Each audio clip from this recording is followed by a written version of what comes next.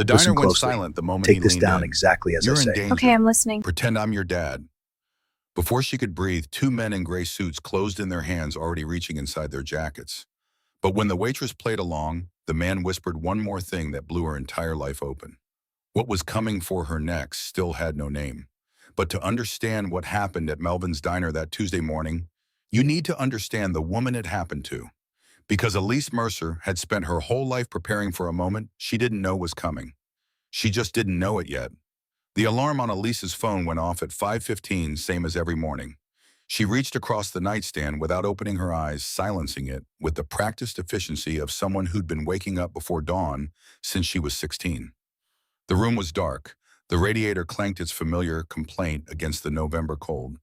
And somewhere in the kitchen, her mother was already awake. Elise could hear it through the thin walls of their fourth-floor apartment, the soft click of the deadbolt being tested, the chain sliding through its track, the faint shuffle of slippers moving from the front door to the back window, and then to the front door again.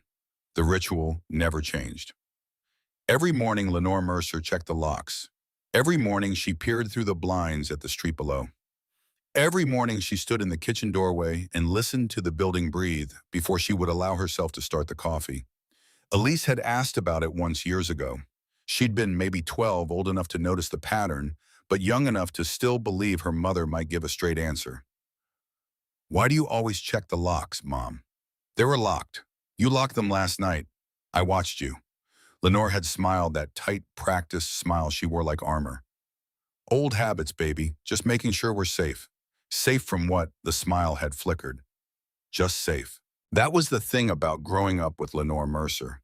There was always a wall behind the answer. Always a door that led to another door that led to a room Elise was never allowed to enter.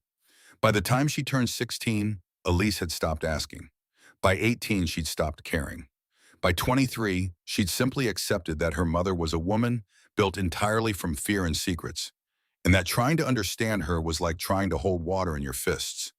Elise pulled herself out of bed, dressed in the dark, and walked into the kitchen where Lenore stood exactly where she expected. By the window, blinds parted 2 inches, eyes on the street, morning Mom. Lenore turned and the worry on her face dissolved into something softer. "Morning, baby? Coffee's almost ready?"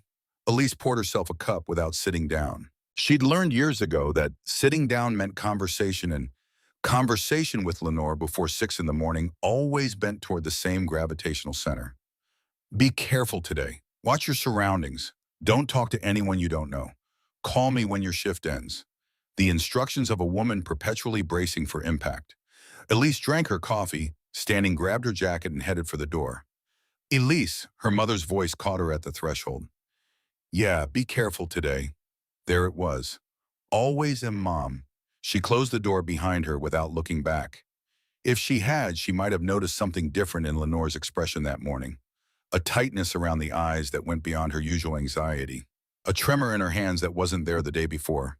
The look of a woman who had just seen something on the news, or received a phone call in the middle of the night, or noticed a car parked outside their building for 1 hour too long. But Elise didn't look back. She was 23 years old, working a job she'd never planned for, living a life she'd never chosen, and the only thing she wanted that Tuesday morning was to get through her shift without thinking too hard about all the ways her existence had gone sideways. 6 blocks to Melvin's diner. Same walk she'd taken 5 mornings a week for the past 3 years. Past the laundromat that never seemed to close. Past the bodega where Mr. Hargrove stocked the newspapers at exactly 5:45. Past the elementary school where children would gather in a few hours, their laughter a sound so foreign to Elise's childhood that it sometimes made her chest ache for reasons she couldn't name. She'd been a quiet kid, a careful kid, the kind of girl who made friends slowly and lost them fast because every time she started to settle into a place, every time she started to feel like maybe this apartment and this school and this neighborhood might actually become home, Lenore would appear with boxes and tape and that terrible apologetic expression. "We have to move again, baby. I'm sorry." 6 times before she turned 16. 8 before 20. Each move stripping away another layer of the life Elise was trying to build. Friends left behind without explanation. Schools abandoned mid-semester. A scholarship to Temple University, full-ride criminal justice. The first real opportunity Elise had ever been offered, and she turned it down because Lenore had looked at her with those drowning eyes and said she couldn't bear to be alone. Elise had told herself it was the right decision, had repeated it so many times it almost sounded true. She was being a good daughter. She was being responsible. She was doing what family does. But some mornings walking to Melvin's in the dark, she felt the weight of every abandoned dream pressing against her ribs. And she'd think about her father. The man who'd left before she was born, the man whose name Lenore would barely speak, the man who had looked at his pregnant girlfriend and decided that whatever was out there in the world was more important than what he was leaving behind. Elise hated him, had built an entire architecture of resentment around his absence. Every time Lenore checked the locks, every time they packed boxes, every time Elise watched another friend disappear in the rearview mirror, she added another brick to the wall she'd constructed against the man who should have been there but wasn't. He was a coward, she'd told herself. A selfish, spineless coward.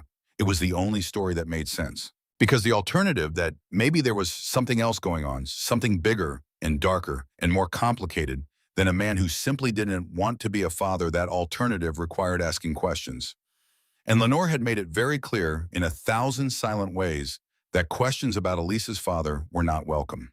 Melvin's Diner sat on the corner of Pratt and Lombard like it had been there since Baltimore itself was poured from concrete. The sign was missing 2 letters. The vinyl booths were cracked and patched with electrical tape. The coffee was strong enough to strip paint, and the regulars were so deeply embedded in their routines that Elise could set her watch by their arrivals. Mr. Calloway at booth 2615, sharp scrambled eggs and wheat toast. The Delaney brothers at table 5630 arguing about the Orioles before their first cups were empty. Judge Whitmore at the counter, silent, impeccable, reading the paper like a man performing a sacred ritual. Elise pushed through the kitchen door and tied on her apron. Jimmy, the morning cook, was already humming off-key to something on his phone, the grill sizzling with the first round of bacon. "You're late," he said without looking up. "I'm 2 minutes early." Jimmy shrugged. "Same thing around here." Elise rolled her eyes and grabbed her notepad. The morning began the way every morning began. Coffee poured, orders taken at plates, delivered, small talk exchanged with people who knew her name, but nothing else about her. Elise moved through the routine with the efficient grace of someone who'd learned to be invisible. Friendly enough to earn tips, distant enough to avoid attachment, because attachment was something Elise Mercer could not afford. She'd learned that lesson early and well. Every friend was temporary. Every connection was a thread that would be cut the moment Lenore decided it was time to run again. The breakfast rush peaked around 7:30. Tables turned over. Coffee flowed. Jimmy's off-key humming was buried under the clatter of dishes and the low murmur of conversation. A normal Tuesday, unremarkable in every way, until the man sat down at table 4. He came in through the front door at 7:47. Elise would remember the time later because she'd just glanced at the clock above the register, counting down the hours until her shift ended. The door opened, letting in a blade of November cold, and he was there. Late 50s, maybe older. Hard to tell with men like him. He moved with the careful deliberation of someone who'd spent a lifetime being aware of every room he entered.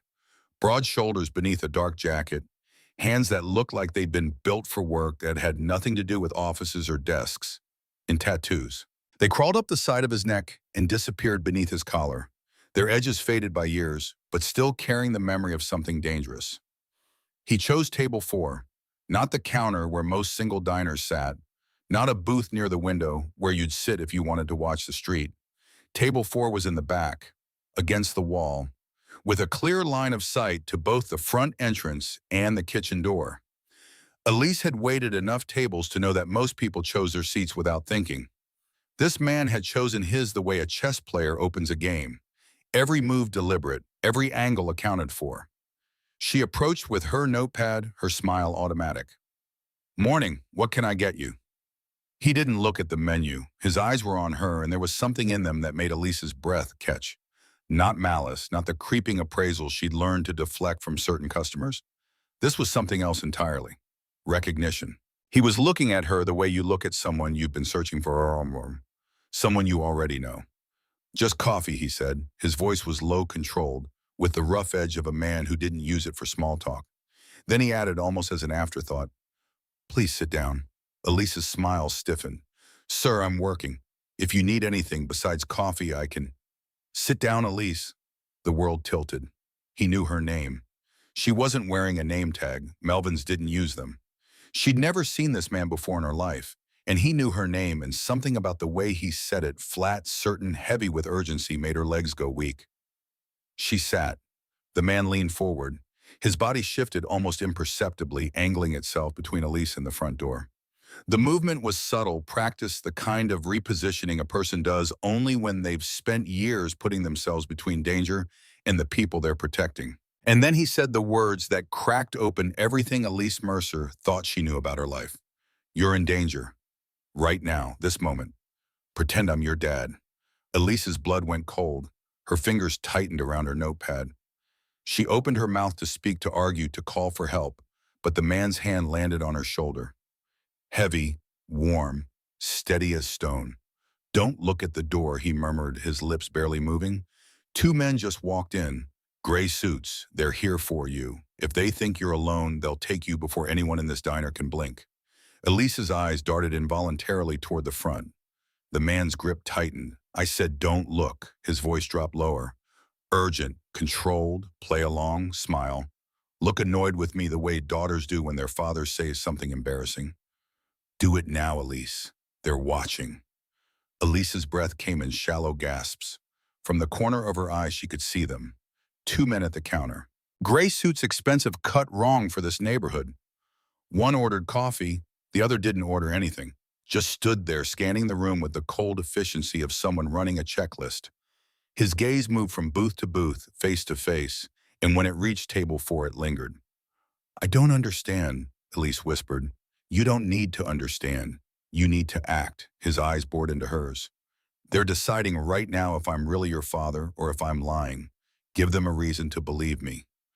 Everything in Elise screamed to run, to knock the table aside and sprint for the kitchen, to scream for help, to do anything other than sit here in this impossible moment pretending this nightmare made sense. But something in the man's eyes held her. Not threat, not deception, something older than that, something that looked almost like grief. She took a shaky breath. Then she rolled her eyes with exaggerated exasperation. The kind of theatrical annoyance she'd seen daughters perform 1,000 times in this very diner. Dad, I already told you, Mom doesn't want a party. She hates surprises. Something shifted in the man's weathered face. A flicker of something almost like respect. Well, she's getting one anyway. 25 years of marriage deserves a celebration. The performance felt surreal. Each word scraped against the inside of Elise's throat. But she forced herself to lean back, crossing her arms, mimicking the body language of a daughter who'd had this argument 100 times. Like the tattoos crawling up his neck were familiar. Like the controlled danger radiating from every inch of him was somehow safe. From the corner of her eye, she watched the gray-suited men. The one at the counter accepted his coffee but didn't drink it. The other pulled out his phone, typed something, then showed the screen to his partner. Elise's stomach clenched. Were they texting about her? Confirming something, coordinating? Good girl, the man said softly, then louder, performing for the audience that might kill them both. I'll talk to your mother myself. You just focus on your shift. He stood fishing a wallet from his jacket. The movement pulled his jacket open just enough for Elise to see what was underneath. A gun, holstered against his ribs. Black steel catching the diner's fluorescent light for half a second before the jacket fell closed. Elise's eyes widened. The man placed a $50 bill on the table. Far too much for coffee he hadn't ordered. His hand moved to her cheek, and the gesture was startlingly gentle for a man who radiated violence like heat from an engine. Listen very carefully, he whispered, his thumb brushing her temple. In exactly 2 minutes, you're going to walk to the bathroom. There's a window above the toilet. Climb out. My car is the black Escalade in the alley behind this building. Get in, lock the doors, wait for me. What? No, I can't just... Elise. His eyes locked onto hers. Those men came here to take you. I came here to stop them. You have one chance to walk out of this alive. The words hit like ice water, poured directly into her veins. Take me. Why would anyone want to take me? I'm nobody. I'm a waitress. Because of who your father was. The man's jaw tightened. Because of what he did 23 years ago. Because you're the last piece of unfinished business the Kessler organization has been hunting for over 2 decades. The name meant nothing to Elise. Kessler. It sat in the air like a word from a foreign language, alien and ominous. And because I made your father a promise the night he died, the man's voice roughened. I promised him I would never let them have you. Elise's world cracked down the middle. My father, my father left before I was born. My mom said your mother lied. His voice was flat. Absolute, no room for debate. She lied to protect you. She lied because I told her to. And if you don't move, in the next 90 seconds, everything she sacrificed will be for nothing. The gray-suited men were standing now, their coffee cups abandoned on the counter. One of them was walking toward table 4, not rushing, moving with the casual, unhurried confidence of a predator who knows its prey has nowhere to go. Panic flooded Elise's veins. This couldn't be real. This couldn't be happening in Melvin's diner on a Tuesday morning.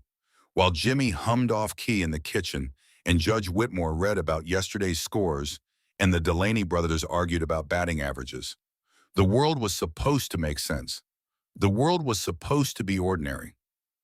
But the man approaching had his hand inside his jacket, and his eyes were locked on Elise with an intensity that promised nothing good. Now, the stranger at table 4 stepped into the man's path, blocking Elise from view. Excuse me, gentlemen, can I help you with something? Just looking for someone.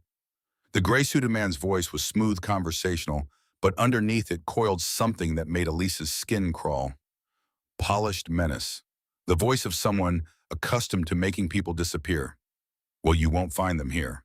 The stranger's tone didn't change, but something in his posture did. He expanded somehow, took up more space, became more present, more solid, more dangerous. This is a family breakfast. I suggest you keep moving. The two men exchanged glances, a calculation happening in real time. The second one spoke into his phone low and rapid. Move now. The stranger didn't look back at Elise, but his voice cut through the diner's ambient noise like a blade through cloth. Elise's legs finally obeyed. She slid out of the booth, her notepad clattering to the floor. The bathroom was 15 feet away. 15 feet that stretched into miles. Behind her, she heard the stranger say something else, his voice dropping into a register that carried the weight of unspeakable consequences. She didn't hear the words. She was already running. The bathroom door slammed behind her. The small window above the toilet beckoned, paint-sealed and reluctant. Elise yanked it open. With strength she didn't know she had, the frame groaning in protest. Cold air rushed in, carrying the smell of dumpsters and wet asphalt. She climbed through. Her uniform shirt caught on the latch, tearing at the shoulder. She dropped into the alley with no grace at all, stumbling against the dumpster, her palms scraping against wet concrete. And there it was, a black Escalade, idling 10 feet away. Windows tinted dark, engine humming with patient menace. For one terrible moment, Elise stood frozen. Every instinct warred inside her. The Escalade could be salvation or slaughter. The man at table 4 could be her protector or her predator. She had nothing to go on except a whispered warning and the look in a stranger's eyes. But the image of those gray-suited men, their hands reaching inside their jackets, their eyes locked on her like she was something to be collected, propelled her forward. She yanked the door open and threw herself inside, immediately hitting the lock button with her fist. The leather seats smelled new, expensive. Classical music played softly through the speakers, something by Chopin, delicate and haunting. Nothing about this interior matched the violence she'd just fled. Elise's breath came in ragged gasps. Through the tinted windows, she could see the diner's back entrance. Any second now, those men would realize she was gone. Any second now. The driver's door opened. The stranger slid behind the wheel with practiced efficiency. He didn't speak, didn't look at her, just shifted into gear and pulled out of the alley at a speed that was fast without being reckless. Controlled urgency. A man who'd done this before. Where are we going? Elise's voice came out higher than she wanted. Who are you? What is happening? Stay down. His voice was clipped, professional. His eyes never left the rearview mirror, or Elise wanted to argue, wanted to scream. Instead, she found herself obeying, sliding lower in the leather seat. As the Escalade navigated through side streets she recognized but had never paid attention to before. Back routes, service roads. the hidden arteries of a city she'd lived in for 3 years without ever really seeing. 2 minutes passed. 3. The classical music continued its peaceful melody, absurdly calm against the storm in Elise's chest. "You can sit up now," the man said finally. "We're clear." Elise straightened. Her body was wound tight as a spring, every muscle coiled for fight or flight. "Clear from what? Who were those men? Why did they—" Her voice cracked.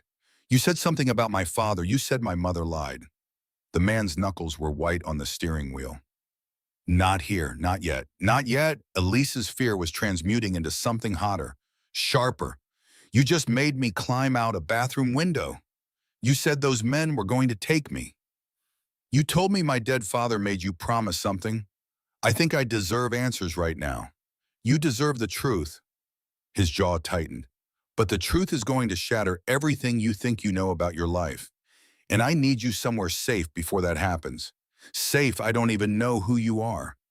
The man pulled the Escalade into a parking garage on the east side of the Harbor District.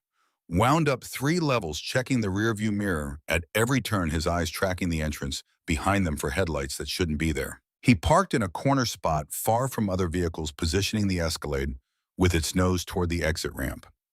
Even here, even in what should have been safety, every decision was tactical. He killed the engine. The classical music died.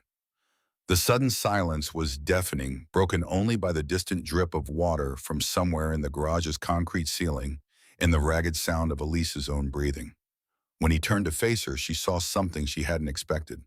Pain, deep and old, and calcified into something that had reshaped every line of his face. "My name is Garrett Holden," he said quietly. "I knew your father. We worked together for 15 years. He was my best friend, my brother in every way that mattered." He paused, his voice roughening. "And I was there the night he died, 23 years ago, holding his hand in a warehouse down by the docks, while he made me promises to keep you safe, no matter what it cost." Elise's hands were trembling, her vision blurred. "That's not— My father left before I was born. My mom told me he didn't want us. She said he was a coward who— Your mother told you what I instructed her to tell you." Garrett's eyes never wavered. "Because the truth would have put a target on your back from the moment you could speak. Because the people your father betrayed don't forgive. They don't forget. And they sure as hell don't let debts go unpaid." "Debts," Elise's voice was barely a whisper. "What kind of debts? The kind paid in blood." The words hung between them, heavy and terrible. Elise's mind raced through years of memories. Her mother's paranoia, the constant moving, the way Lenore would freeze when a car parked too long outside their building. The locks checked every morning. The blinds always drawn. The friends they left behind without warning or explanation. The pieces were clicking together, forming a picture Elise had spent her entire life refusing to see. "Those men in the diner," she said slowly. "They work for the people my father betrayed. The Kessler organization." Garrett leaned back, his shoulders carrying the weight of decades. "Your father and I ran in operations for them once. Moved money, protected shipments, handled problems that needed handling." He paused. The silence expanded. "But when they asked us to move a different kind of cargo," his voice dropped, "children, your father said no." Elise's stomach lurched. The word hit her like a physical blow. Children. He didn't just say no, he stole their records, documentation of their entire trafficking operation, names, routes, buyers' bank accounts, everything needed to bring them down. Garrett's voice was hollow with memory. He was going to turn it over to the FBI. "Disappear with your mother before the dust settled."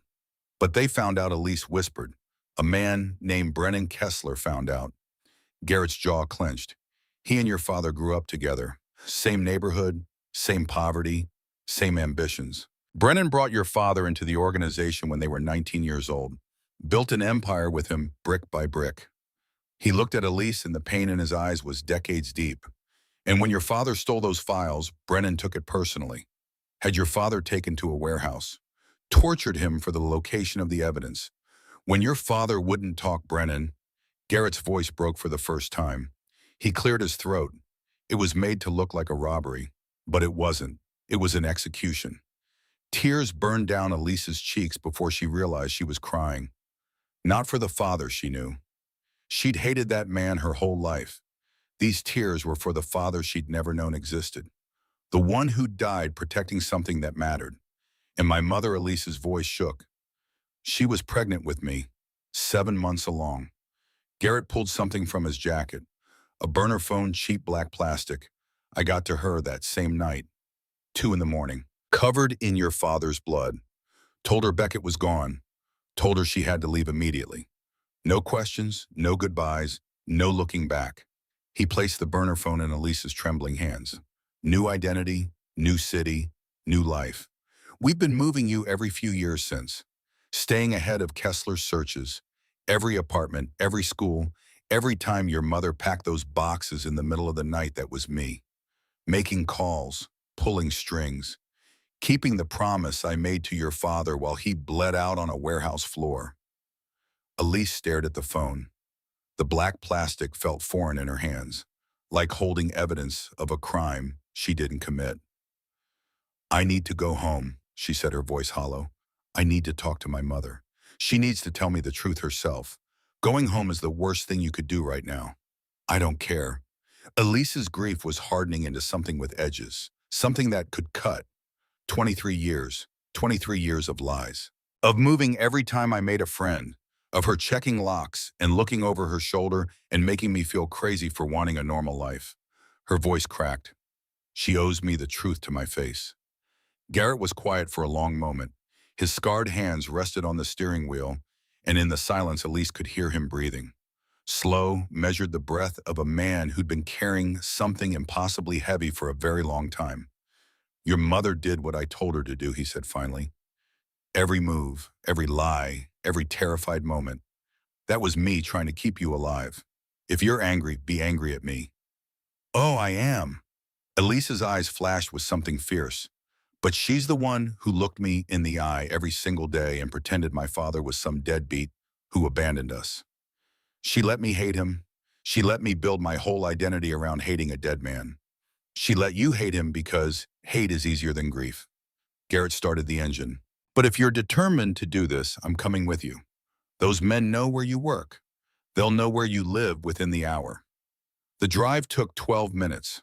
12 minutes of silence broken only by the hum of tires on asphalt and the occasional crackle of a police scanner mounted beneath the dashboard. Elise watched the familiar streets pass, seeing them differently now. Every parked car was a potential threat. Every pedestrian might be watching. Every intersection was a decision point between safety and ambush.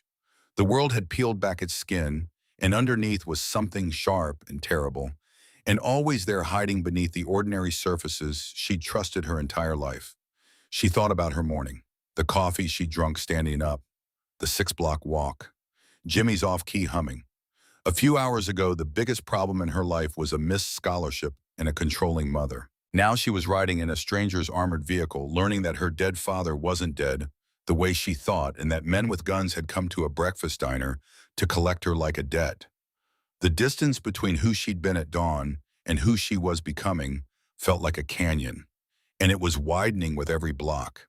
Her building looked the same as it had that morning. Tired brick facade, overflowing dumpster by the entrance. Mrs. Pemberton's cat in the 4th-floor window, watching the world with feline indifference. But crossing the threshold felt like entering enemy territory. Garrett's hand moved to his jacket, resting near the weapon concealed beneath it. Which floor? 4th, apartment 4C. They climbed the stairs in tense silence.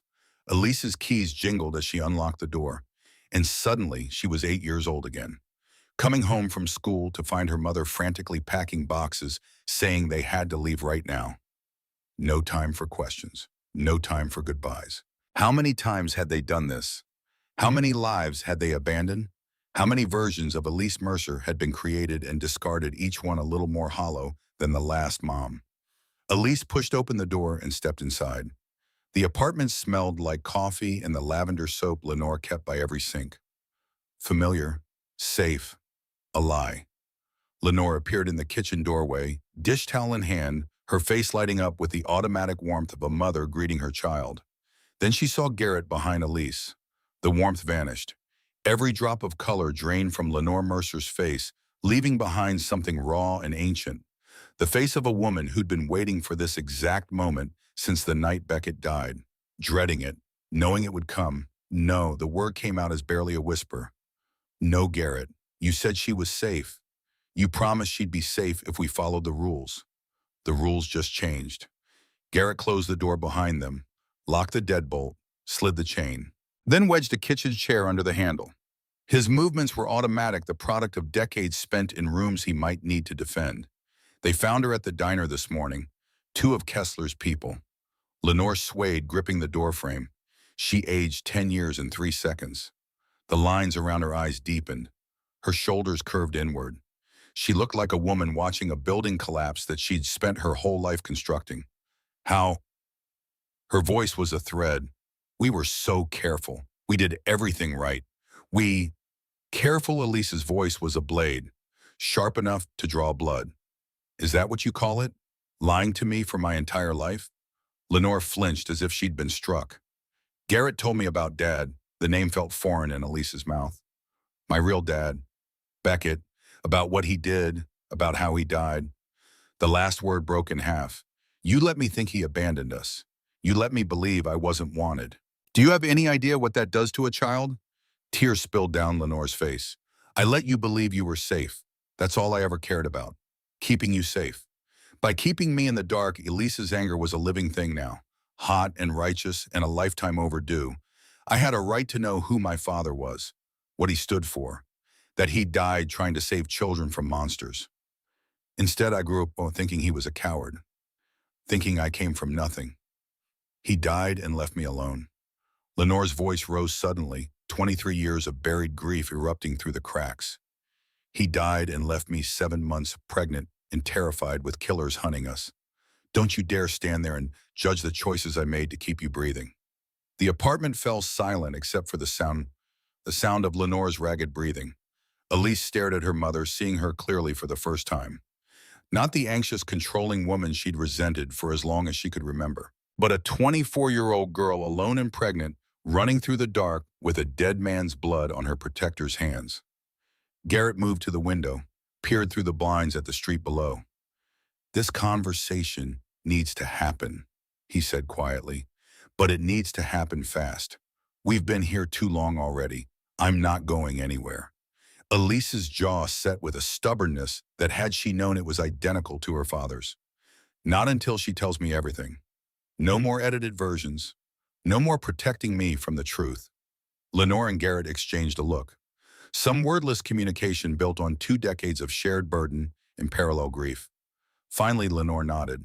The resignation in her shoulders was absolute, like a woman setting down a weight she'd been carrying so long it had fused to her bones. She moved to the kitchen, reached behind the refrigerator, and pulled out a manila envelope that had been taped to the back. Dust coated its surface thick enough to write in evidence of years spent hidden. Your father's name was Beckett Mercer, Lenore said quietly, returning to stand before her daughter.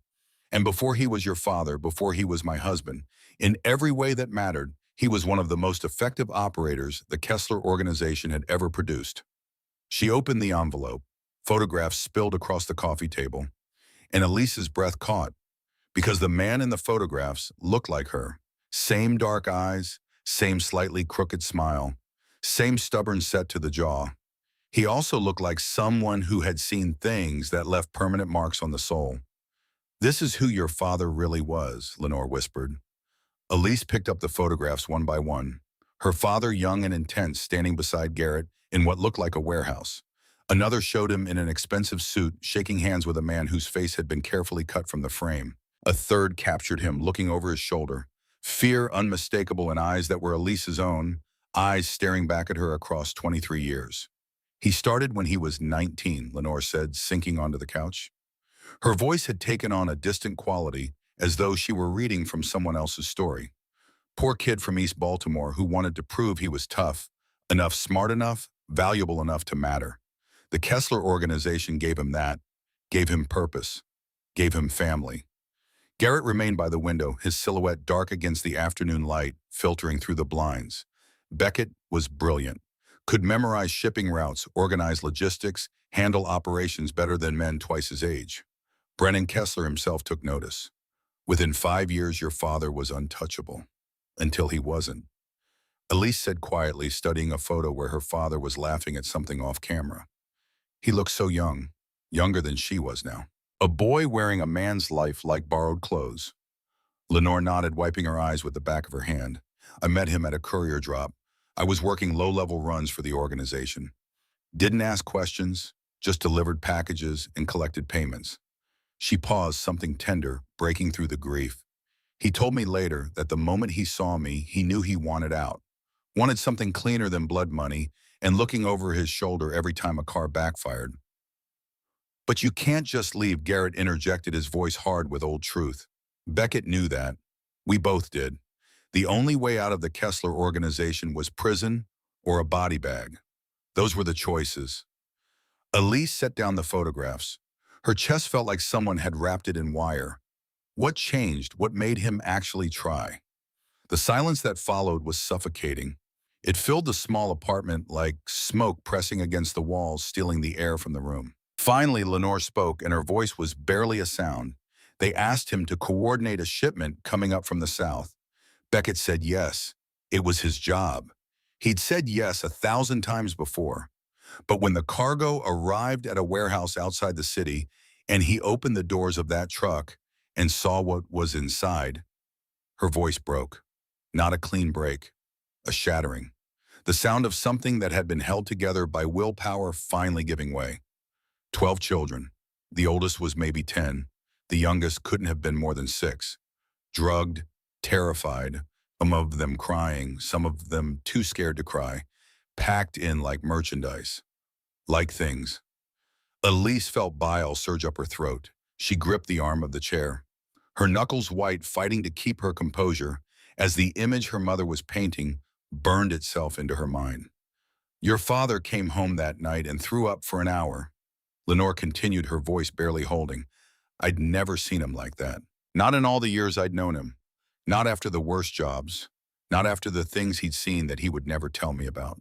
This was different. He was broken. Something fundamental inside him had cracked. He sat on the kitchen floor with his back against the cabinet, and he kept saying the same thing over and over, rocking back and forth like a child himself. I can't do this anymore, Lenore. Those are babies. Those are somebody's babies.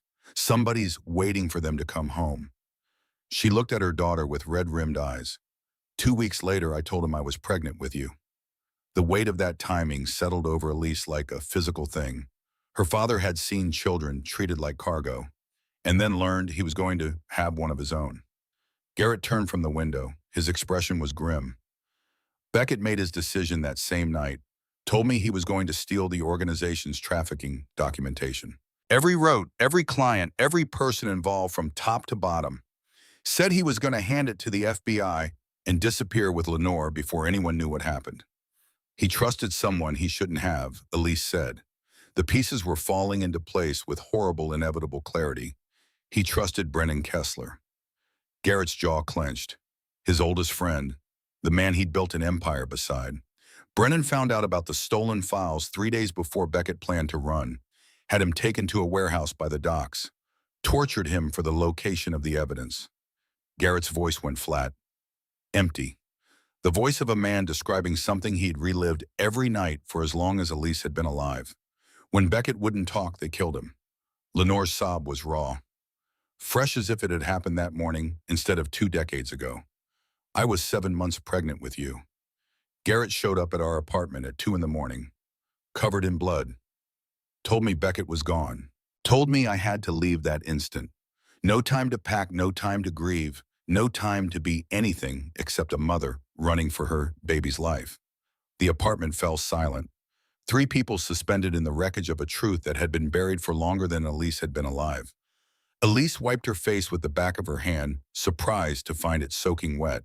The evidence, she said. Did they find it? Did Kessler get what he wanted? Oh, Garrett's voice carried a note of fierce, bitter satisfaction. Beckett died protecting its location. Took it to his grave. Which means the Kessler organization has spent the last 23 years searching for it, and searching for anyone who might know where it is. Me, Elise whispered. They think I know. They think you might lead them to it. Or they think your mother told you something. Or, Garrett hesitated for the first time since Elise had met him. They think you are the key. What does that mean? Lenore reached across the coffee table and grabbed Elise's hand with desperate strength. Her grip was crushing maternal, the grip of a woman who had been holding on since the day Beckett died and couldn't bear to let go. Your middle name, Lenore said. The one I made you hide. The one I told you never to write on official documents. Never to put on school forms or job applications or anything with your full name. The one I said was bad luck. Selene, Elise said slowly.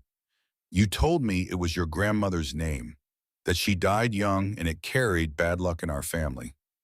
I lied. Lenore's grip tightened. Your middle name is the password. Beckett encoded the evidence with it before he died. Your full name, Elise Selene Mercer, is the key that unlocks everything. That's why I could never let you use it. Why I panicked every time a teacher asked for your full legal name. Why we moved every time someone got too curious about the details of who we were. Elise pulled her hand free. Stood. The apartment felt like a cage, suddenly the walls pressing in the ceiling, dropping lower. Her entire identity. Everything she was her name was a weapon she didn't know she'd been carrying. So how did they find me? Elise's voice was quiet now. Controlled. The anger hadn't disappeared, but it had changed shape. Hardened into something colder, more focused. If we've been so careful for 23 years, how did the Kessler people suddenly show up at my diner on a random Tuesday morning? The silence that followed was different from the others. Heavier, loaded with a specific kind of dread. Garrett turned from the window to look at Lenore, and in that look, Elise saw everything she needed to know. Mom. Lenore's face crumpled. The guilt didn't arrive. It had been there, already sitting beneath the surface, waiting to be named. 3 weeks ago, Lenore whispered, the insurance paperwork. You needed health coverage for that recurring knee problem from the diner. They needed your full legal name for the application.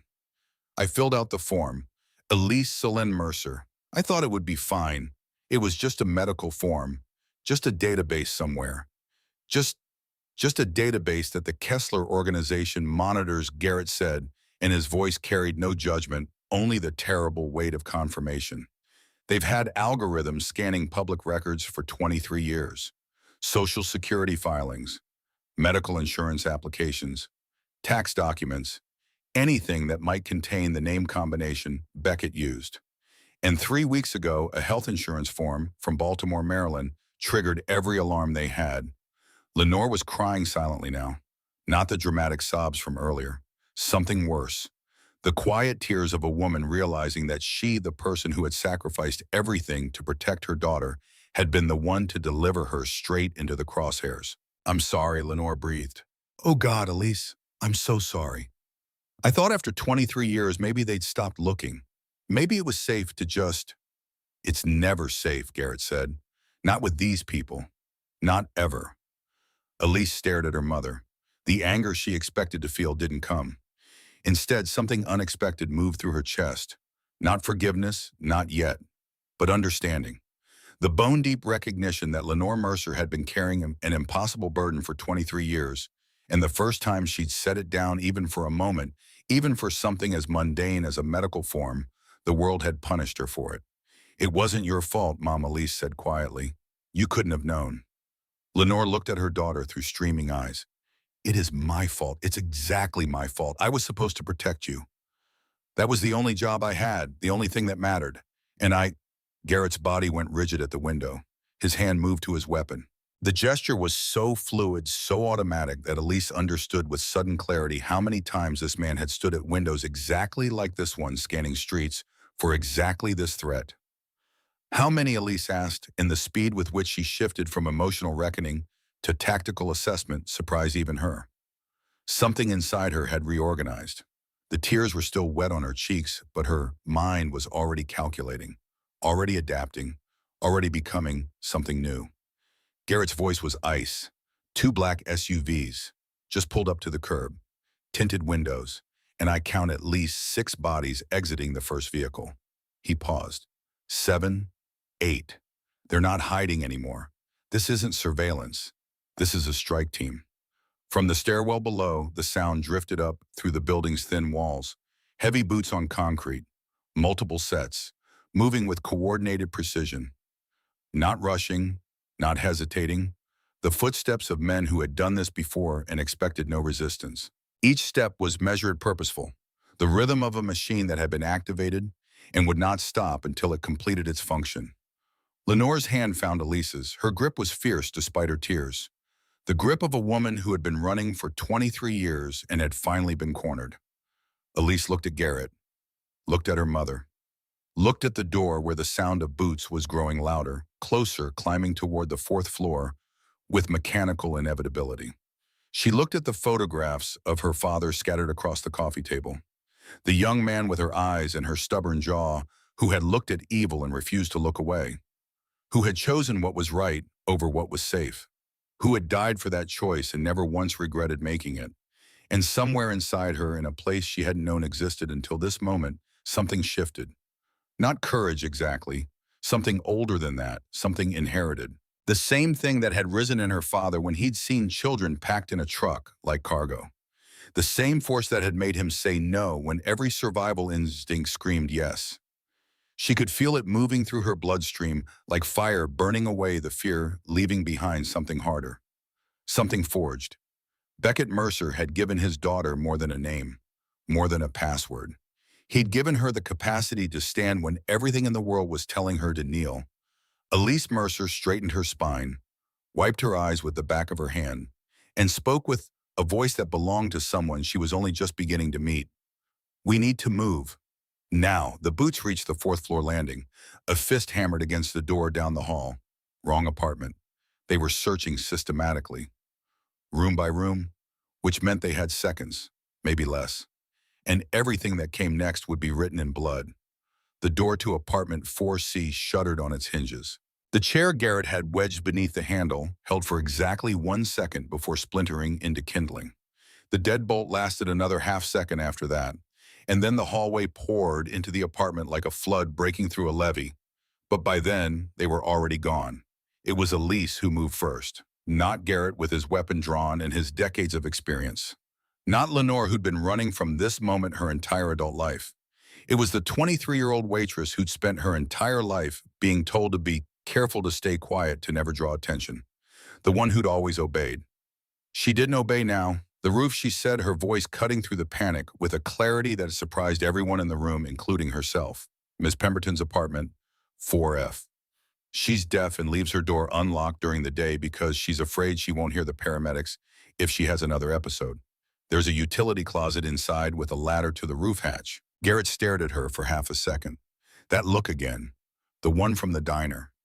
Recognition. Not of her face, but of something inside her. "Brilliant," he said. Then he was moving, weapon drawn, positioning himself between the women and the apartment door. "On my signal, straight to 4F.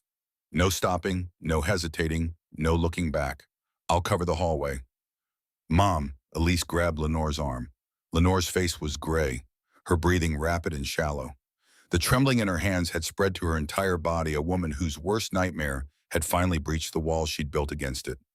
"Mom, look at me." Lenore's eyes found her daughter's. Wild, terrified, but still there. "Dad protected us as long as he could," Elise said. "Now it's our turn. Can you run?" Something ancient shifted in Lenore's expression. The fear didn't vanish, but it was joined by something fiercer, something with teeth. The same force that had gotten her through that first night 23 years ago. 7 months pregnant, fleeing into darkness with a dead man's blood on her protector's jacket. Maternal instinct, the most dangerous force in nature. "I can run," Lenore said. The stairwell door burst open at the end of the hall. Voices shouted. Command barked in sharp-clipped English. Professional, coordinated. The sound of a team executing a practice maneuver. Now. Garrett yanked open the apartment door. They ran. The hallway of the fourth floor stretched impossibly long. Worn linoleum, flickering fluorescent bulbs. The smell of 100 different dinners cooked in 100 different apartments, all of it background noise to the blood pounding in Elise's ears. Her sneakers squeaked on the floor. Behind her, Lenore's labored breathing. Ahead, Mrs. Pemberton's door, with its faded welcome mat and the jade plant that somehow survived despite never being watered. Gunfire erupted behind them. The sound was nothing like the movies. Not a clean crack, more like the world tearing itself apart. Plaster exploded from the wall to Elise's left. She didn't think, just grabbed her mother's arm and dove through Mrs. Pemberton's unlocked door as bullets punched holes in the wall where her head had been half a second before. Garrett followed, slamming the door shut and firing 2 rounds through the lock mechanism. Not to barricade it, to buy them seconds. Seconds were all they had. Mrs. Pemberton sat in her recliner, completely oblivious, a game show blaring at maximum volume. The old woman didn't flinch, didn't turn, didn't register the 3 strangers who had just crashed into her living room, trailing gunpowder in desperation. Roof access, where Garrett barked. Elise pointed to the utility closet. She'd noticed it 6 months ago when she'd helped Mrs. Pemberton carry groceries up. Had filed it away without knowing why. Some unconscious inheritance from a mother who'd spent 2 decades mapping every exit in every building they'd ever lived in. Inside the closet, a metal ladder bolted to the wall led up to a hatch in the ceiling. Garrett went first, pulling himself up with the efficiency of a man who'd climbed out of worse places. He reached back down for Lenore, who grabbed his hand with both of hers, her face twisted with pain and determination. More gunfire in the hallway. The door to Mrs. Pemberton's apartment shuddered. They were coming through. Elise was halfway up the ladder when she heard her mother's voice above her, cracking with an emotion that had been suppressed for 2 decades. He would be so proud of you, baby. Your father would be so proud. Elise climbed into darkness, the words burning in her chest like an ember she would carry for the rest of her life. The rooftop air hit her lungs like shattered glass. The afternoon had bled into early evening while they had been trapped inside the Baltimore skyline, sprawling around them in a grid of fading light and long shadows. The wind cut through Elise's torn uniform shirt. Her palms were bleeding from the ladder rungs. Her mother was limping behind her, each step on her twisted ankle, drawing a sharp intake of breath that she refused to let become a creaky. Garrett was already scanning the neighboring rooftops with the efficiency of a man reading terrain. There. He pointed to a fire escape 2 buildings east. We jump to that roof, take the fire escape down, find a car on the street. 5 minutes and we disappear. Lenore looked at the gap between buildings. Maybe 6 feet of empty air. Below it, 40 feet of nothing ending in concrete that would not forgive a miscalculation. I can't, Garrett. Her voice was barely a whisper. I can't, you can and you will. His voice was iron, absolute. Not cruel, but leaving no room for the possibility of failure. Because those men aren't climbing up here to have a conversation. Behind them, the rooftop access hatch shuddered. Heavy impact, someone ramming it with a shoulder. The metal groaned, the hinges wouldn't hold long. Elise grabbed her mother's hand. Together. On 3. They ran. Elise counted the steps without meaning to. 7 strides across tar paper and gravel. Then the edge. Then nothing. For one terrible suspended moment, Elise Mercer was airborne, hanging in the space between buildings with the wind screaming past her ears and the street far below, waiting with the patience of something that knows it will eventually get what it wants. Then her feet hit the neighboring roof. The impact jarred through her ankles, her knees, her spine. Momentum carried her forward into a roll that shredded the skin on her palms. Gravel embedded itself in her forearms. Pain bloomed sharp and clarifying. Lenore landed hard beside her. A cry tore from her throat as her injured ankle took the impact wrong. She would have fallen if Garrett hadn't caught her, his good arm wrapping around her waist, absorbing her momentum with his own body. Go, go, go. The fire escape clattered beneath their weight. Metal stairs bolted to brick, each step ringing out in the quiet neighborhood like an alarm they couldn't silence. 3 flights down. 2. 1. And then the street. A gray sedan sat at the curb, some commuter's practical choice. Nothing flashy, nothing memorable. Garrett had it hot-wired in 40 seconds. Elise didn't ask how he knew. The answer was obvious. He knew because he'd spent a lifetime in a world where knowing how to steal a car was the difference between living and dying. They peeled away from the curb just as the Kessler men rounded the corner behind them. Weapons raised, muzzle flashes strobed the darkness. The rear windshield exploded in a shower of glass that rained down on Elise like hail. She threw herself flat across the back seat, pulling her mother down, covering Lenore's body with her own. Garrett drove the way he did everything else, with controlled ferocity. Red lights blown through, one-way streets taken in the wrong direction. Physics treated as a suggestion rather than a law. The stolen sedan screamed through intersections that blurred into smears of light and noise, and gradually, the gunfire faded behind them into the distance, into the past, into another life that Elise was leaving behind without ever having chosen to enter it. Everyone alive, Garrett's voice was steady, impossibly steady, for a man who'd just driven through a hail of bullets. Alive. Elise managed sitting up. Glass fragments cascaded from her hair. Her mother was crying silently beneath her Lenore's ankle, already swelling purple. Her eyes squeezed shut. Alive, she repeated, as if saying the word could make it mean something more than just not dead. 12 miles south of Baltimore, in a waterfront estate that cost more than most people would earn in several lifetimes, Brennan Kessler sat in his study and studied a photograph. The photo was old, faded, its corners soft from years of handling. Two boys, maybe 14, stood in front of a chain-link fence in East Baltimore. One of them had his arms slung around the other's neck. Both were grinning with the reckless joy of teenagers who hadn't yet learned what the world would demand of them. The taller boy was Brennan. The shorter one, the one with the crooked smile and the sharp eyes, was Beckett Mercer. Brennan set the photo down on his mahogany desk and pressed his fingers to his temples.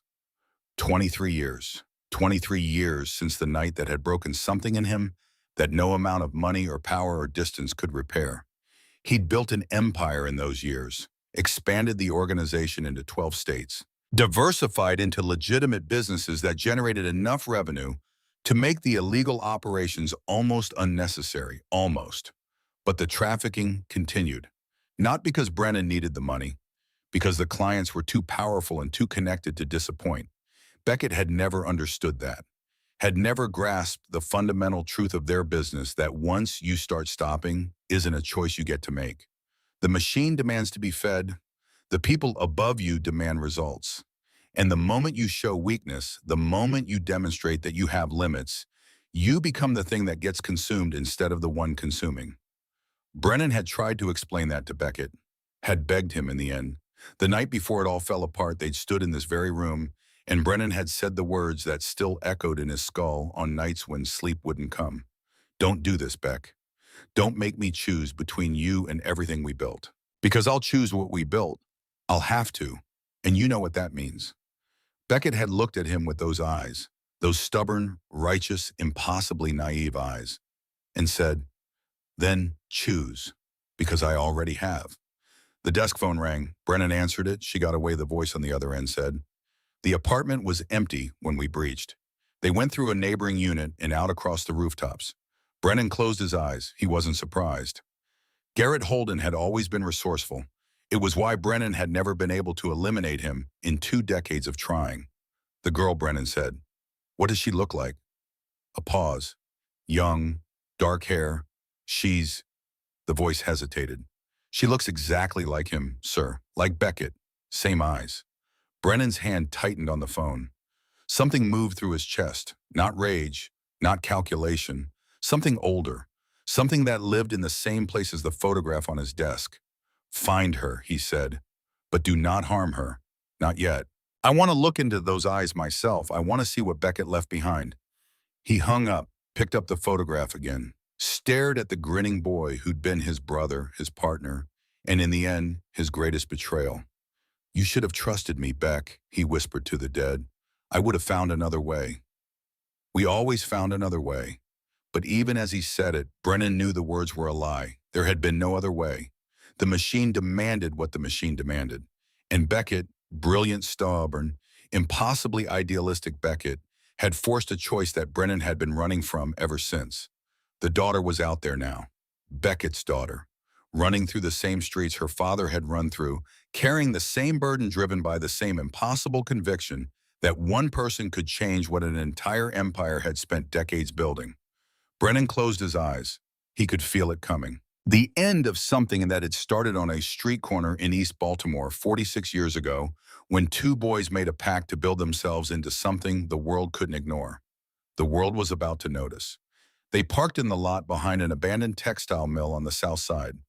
Garrett killed the engine and the headlights, and for a long moment, the 3 of them sat in the stolen sedan and simply breathed. The silence was enormous. It pressed against the shattered rear window like a living thing. Lenore's ankle was swelling badly. She sat in the back seat with her leg elevated across the bench, her jaw clenched against the pain. Elise had fashioned an improvised wrap from the sleeve of her torn uniform shirt. It wasn't much, but it was what she had. Garrett opened his door and limped to the trunk of a rusted Buick parked against the mill's loading dock. He reached inside the wheel well and pulled out a magnetic lockbox that had been mounted to the underframe. One of his emergency caches, Elise realized, stashed around the city in places only he knew. The lockbox held a compact pistol, 2 spare magazines, a folding knife, and a roll of cash. He brought them back to the sedan and placed them on the center console like a surgeon laying out instruments. "You need to know how to use this," he said, holding up the pistol. "Not tomorrow, not eventually. Now." Elise stared at the weapon. It was smaller than the one holstered under Garrett's jacket, black polymer frame, matte finish, the kind of gun designed to be functional rather than intimidating. "I've never held a gun in my life. You've also never been hunted by a crime syndicate." Garrett's voice carried no judgment, only urgency. Today is a day of firsts. What followed was the most concentrated education Elise had ever received. Not the 4 years of college she'd forfeited, not the 3 years of diner shifts that had taught her to read people's moods from the way they ordered coffee. This was different. This was survival compressed into minutes. Garrett showed her grip, thumbs forward, fingers wrapped, pressure distributed. He showed her sight alignment. Front post centered in the rear notch target, floating above. He made her practice presenting the weapon from a low-ready position until the movement started to feel less alien. Then he showed her how to reload. Drop the empty magazine, insert the fresh one, seat it with the heel of her palm, rack the slide. Again, he said. She did it again, and again, and again, until her hands moved without the hesitation that could mean the difference between a second of life and an eternity of nothing. "You aim for center mass," Garrett said. His voice was clinical now. Teaching voice. The voice of someone who had learned these lessons in places where getting them wrong meant not coming home. Not the head, not the limbs. Center mass. Biggest target. Hardest to miss. You fire until the threat stops moving. No warning shots. No hesitation. Someone comes at you with intent to harm you, put them down. Elise's hands trembled around the unfamiliar weigh-in. "I don't know if I can do that." "You can't know until the moment arrives." Garrett's expression softened, just fractionally, just enough for Elise to glimpse the man beneath the soldier. "Your father was the same way. Gentle man, poet's soul, could talk about books and music and the meaning of life until the sun came up. But when people he loved were threatened, he became something else entirely. Something you didn't want to be standing in front of." He placed his hand over hers on the weapon. Steadying, warm. "That capacity is in you too, Elise. I've seen it today. You let us out of that apartment like you'd been doing it your whole life. The question isn't whether you have it. The question is whether you'll access it fast enough when the time comes." Elise looked down at their hands, his scarred and weathered, hers young and trembling. 2 sets of hands connected by a dead man's promise. "Tell me about him," she said quietly. "Not the operator, not the Kessler organization's logistics genius. Tell me about the person. Tell me about my dad." Garrett was quiet for a long moment. Outside, a siren wailed in the distance and faded. Beckett read everything. Garrett's voice was different now, softer, the voice of someone describing a friend they still missed every day. Philosophy, poetry, history. He'd be in the middle of planning a $1 million operation and stop to tell me about some Greek philosopher who said something about justice 2,000 years ago. He laughed once. "Drove me crazy." He paused. But the thing about Beckett, the thing that made him different from everyone else in our world, was that he never stopped believing people could be better. Even the ones who'd proven they couldn't. He looked at the worst of humanity every day and still woke up thinking tomorrow might be different. He looked at Elise with eyes full of accumulated loss. That's what killed him in the end, not Brennan, not the Kessler organization. Hope killed him. The belief that one man could change something that was bigger and darker and older than any of us. He was wrong about that, but God help me, I loved him for believing it. Garrett's phone buzzed. The sound was sharp and wrong against the quiet intimacy of the car. He glanced at the screen.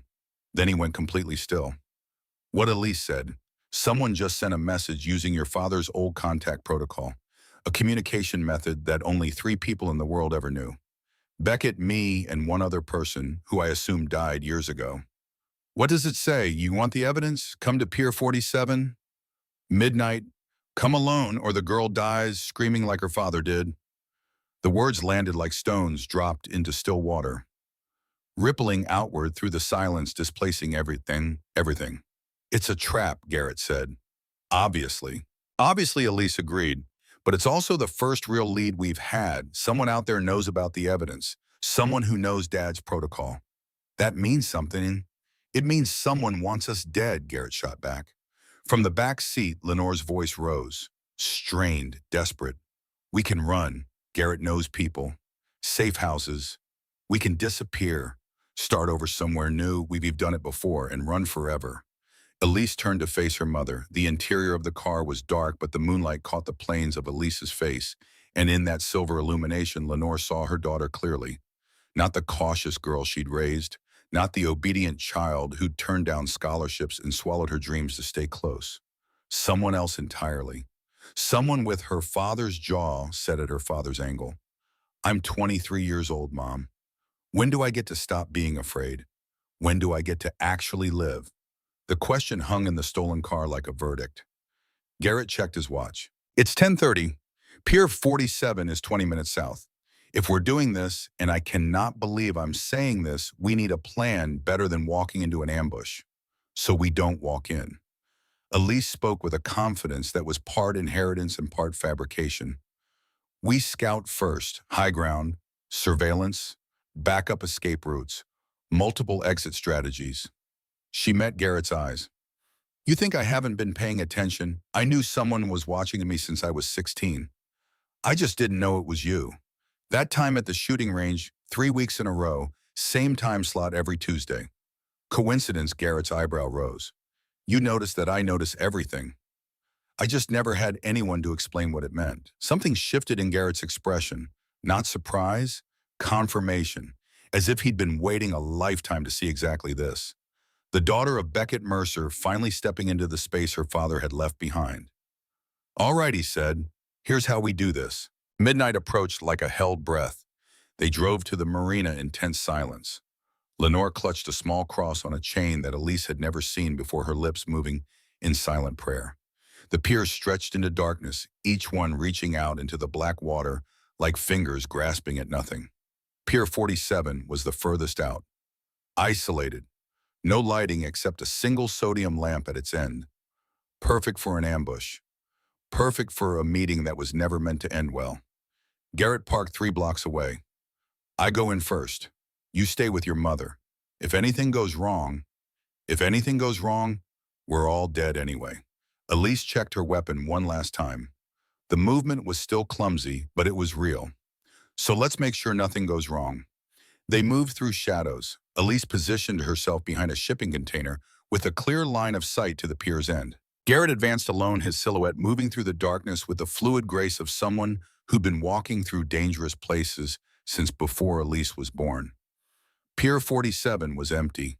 No cars, no figures waiting in the shadows. Just the rhythmic slap of water against wood and the distant cry of a gull that sounded like morning. Too quiet, too still. The kind of silence that felt staged. At the end of the pier, a single folding chair sat in the pool of lamplight.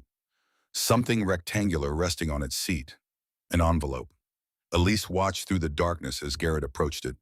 His weapon trained on the surrounding shadows, his body coiled for violence that might come from any direction. He reached the chair, tore open the envelope. His face was illuminated by the sodium lamp as he read. Then he went completely still. The way a man goes still when the ground opens beneath him and he realizes he's been standing on nothing solid his entire life. Garrett, Elise whispered into the burner phone. What does it say? His voice came back hollow, stunned like a man speaking from the bottom of a well. It's from Beckett, your father, written the day before he died. Elise's world contracted to a single point. She stood without thinking, abandoning her cover position, her mother's sharp gasp behind her going unregistered. She crossed the pier in a run, her footsteps echoing off the water, each step bringing her closer to a voice from beyond the grave. Garrett handed her the letter wordlessly. The paper was yellowed with age. 23 years of waiting folded into a single page. The handwriting was slightly smudged, as if it had been written quickly, urgently, by a man who knew he was running out of time. Elise read, "Garrett, if you're reading this, I'm already gone. I'm sorry, brother. Sorry for the burden I'm about to place on you. Sorry for the life you'll have to live in the shadows protecting my family instead of building your own. The evidence is hidden where Lenore first told me she was pregnant. The bench overlooking the harbor where I promised her we'd build something clean, something good. Underneath the third plank from the left, the password is our daughter's full name. Every letter counts. Elise Solène Mercer. Tell her it means something. Tell her she was my redemption before she even drew her first breath." And then the part that changed everything. The words that took the story Elise thought she knew and turned it inside out. "I know what's coming, Garrett. I've known for 2 days. Brennan found out about the files. I saw it in his eyes yesterday when we met. He knows and he's going to come for me. I could run. You and I both know I could disappear tonight and Brennan might never find me. But if I run, he'll go after Lenore. He'll tear apart everyone I've ever spoken to until he finds her. And she's 7 months pregnant with my daughter Garrett. The only good thing I've ever created in a life full of destruction. So I'm staying. I'm going to let Brennan find me. Let him take me to that warehouse. Let him ask his questions. I'll hold out as long as I can, long enough for you to get Lenore out, long enough for my daughter to be born somewhere safe, somewhere far from this life. This is my choice. Don't carry it as your failure. Carry it as my gift. The only worthy thing I ever did was love them enough to die for them. Protect them, Garrett. Protect her. Your brother until death and beyond. Beckett." Elise's hands were shaking so badly the paper rattled like a living thing. The words blurred and reformed and blurred again as tears fell onto paper that was already stained with what might have been her father's tears, shed 23 years ago in a room where a man wrote his own death sentence and called it love. He knew, Elise whispered. He knew Brennan had found out. He could have run. Behind her, Lenore's footsteps approached, uneven because of the injured ankle, but determined. Lenore took the letter from Elise's trembling hands. "Read it once. Read it twice." Then pressed the paper against her chest as if she could absorb Beckett's words through her skin and carry them somewhere they couldn't be lost again. The bench. Lenore's voice was barely a sound. "Harbor Park, near the lighthouse. We used to go there every Sunday morning before everything." This letter didn't appear here by accident, Garrett said, his tactical mind already working, despite the emotion cracking his voice. Someone placed it here. Someone who knew about this pier, about the protocol, about the meeting. Someone wanted us to find it. Who? Elise asked. Garrett's jaw tightened. Before he died, Beckett gave sealed instructions to a third contact. A man named Harlan Briggs, former dock worker, someone Beckett trusted outside the organization. I assume Briggs was dead, but Beckett must have told him, if my daughter is ever found, if they ever come for her, deliver this letter to Pier 47 and send the signal. The message wasn't a trap set by Kessler. It was a dead man's failsafe triggered the moment Elise's name appeared in that insurance database. Or someone wanted us to lead them straight to the evidence, Elise said. Her father's letter was still burning in her chest, but the tactical part of her brain, the part that had led them out of the apartment and through the rooftops, was already running calculations. This could still be bait. It's bait, Garrett agreed, but it's the only real lead we've ever had. They returned to the sedan. Lenore clutched the letter like a lifeline, tears streaming unchecked. Elise drove this time. Garrett's shoulder was stiffening, his face gray with pain he refused to acknowledge. Mom, Elise said as she navigated the dark streets toward Harbor Park. The bench, where you told Dad about me. Tell me about that day. Lenore was quiet for so long that Elise thought she wouldn't answer. The city slid past the windows. Dark buildings, empty streets. A world asleep while three people drove toward a dead man's secret. It was March, Lenore said finally. Her voice was tender with memory, fragile as old glass. Early morning, cold enough to see your breath. Beckett had been distant for weeks, working more, sleeping less. I thought he was pulling away from me. Thought maybe the life was finally swallowing him whole the way it swallowed everyone eventually. "What happened when you told him?" Elise asked. Needing to hear it, needing to know she'd been wanted, he cried. Lenore's voice broke open on the word, and inside the breaking was something beautiful. This hard man who'd seen God knows what violence, who'd done things that would haunt him forever. He put his head in his hands and he cried. Then he looked up at me with your eyes, Elise, your exact eyes, and he said, "This is my chance. This is my chance to do something right, to build something that isn't built on blood." Lenore wiped her face with a hand that was still shaking. 3 weeks later, he was dead. Harbor Park materialized out of the pre-dawn darkness like a memory taking physical form. A small green space overlooking the water. Benches and walking paths. A lighthouse at the far end, its beams sweeping the harbor in lazy rotations. During the day, it would be filled with joggers and families and the ordinary commerce of ordinary lives. Now, in the last hour before dawn, it belonged to the dangerous. The bench sat exactly where Lenore remembered. Weathered wood, facing the water, the lighthouse beam passed over it every 12 seconds, briefly illuminating a spot that had once held the weight of a man learning he was going to be a father. A man deciding in that moment to become worthy of the title. Garrett approached first, weapon drawn, eyes scanning the tree line. Elise followed 3 paces behind her borrowed pistol, steady in hands that had learned to hold it only hours ago. Lenore waited by a nearby oak, her injured ankle making her a liability in a fight, but her presence a necessity. She needed to be here, in the place where her life had both begun and ended. Third plank from the left. Garrett murmured, kneeling beside the bench. He pulled a multi-tool from his jacket and began working the wood. The plank was swollen from 23 years of weather, resistant, reluctant to give up what it had been protecting. Elise kept watch. Her eyes tracked every shadow. The park was too quiet. No birds, no wind, the kind of silence that felt arranged. The plank came free with a groan that sounded almost human. Underneath, wrapped in layers of plastic and sealed with duct tape that had yellowed but held, was a metal document box. Garrett lifted it from its hiding place with the reverence of a man handling something sacred. Because it was. This box was a coffin and a cradle. The death of one man and the possible birth of justice, Elise Garrett said. The password. She knelt beside him. Her fingers trembled as she turned the combination lock. ELISESOLENEMERCER. 19 letters, 23 years. The lock clicked open. Inside were photographs, ledgers, shipping manifests with routes and dates and dollar amounts, bank statements from accounts in 3 states, and a USB drive, small and unremarkable, labeled in handwriting that Elise recognized from the letter. Her father's handwriting. The label read, "For the FBI, for my daughter, for redemption."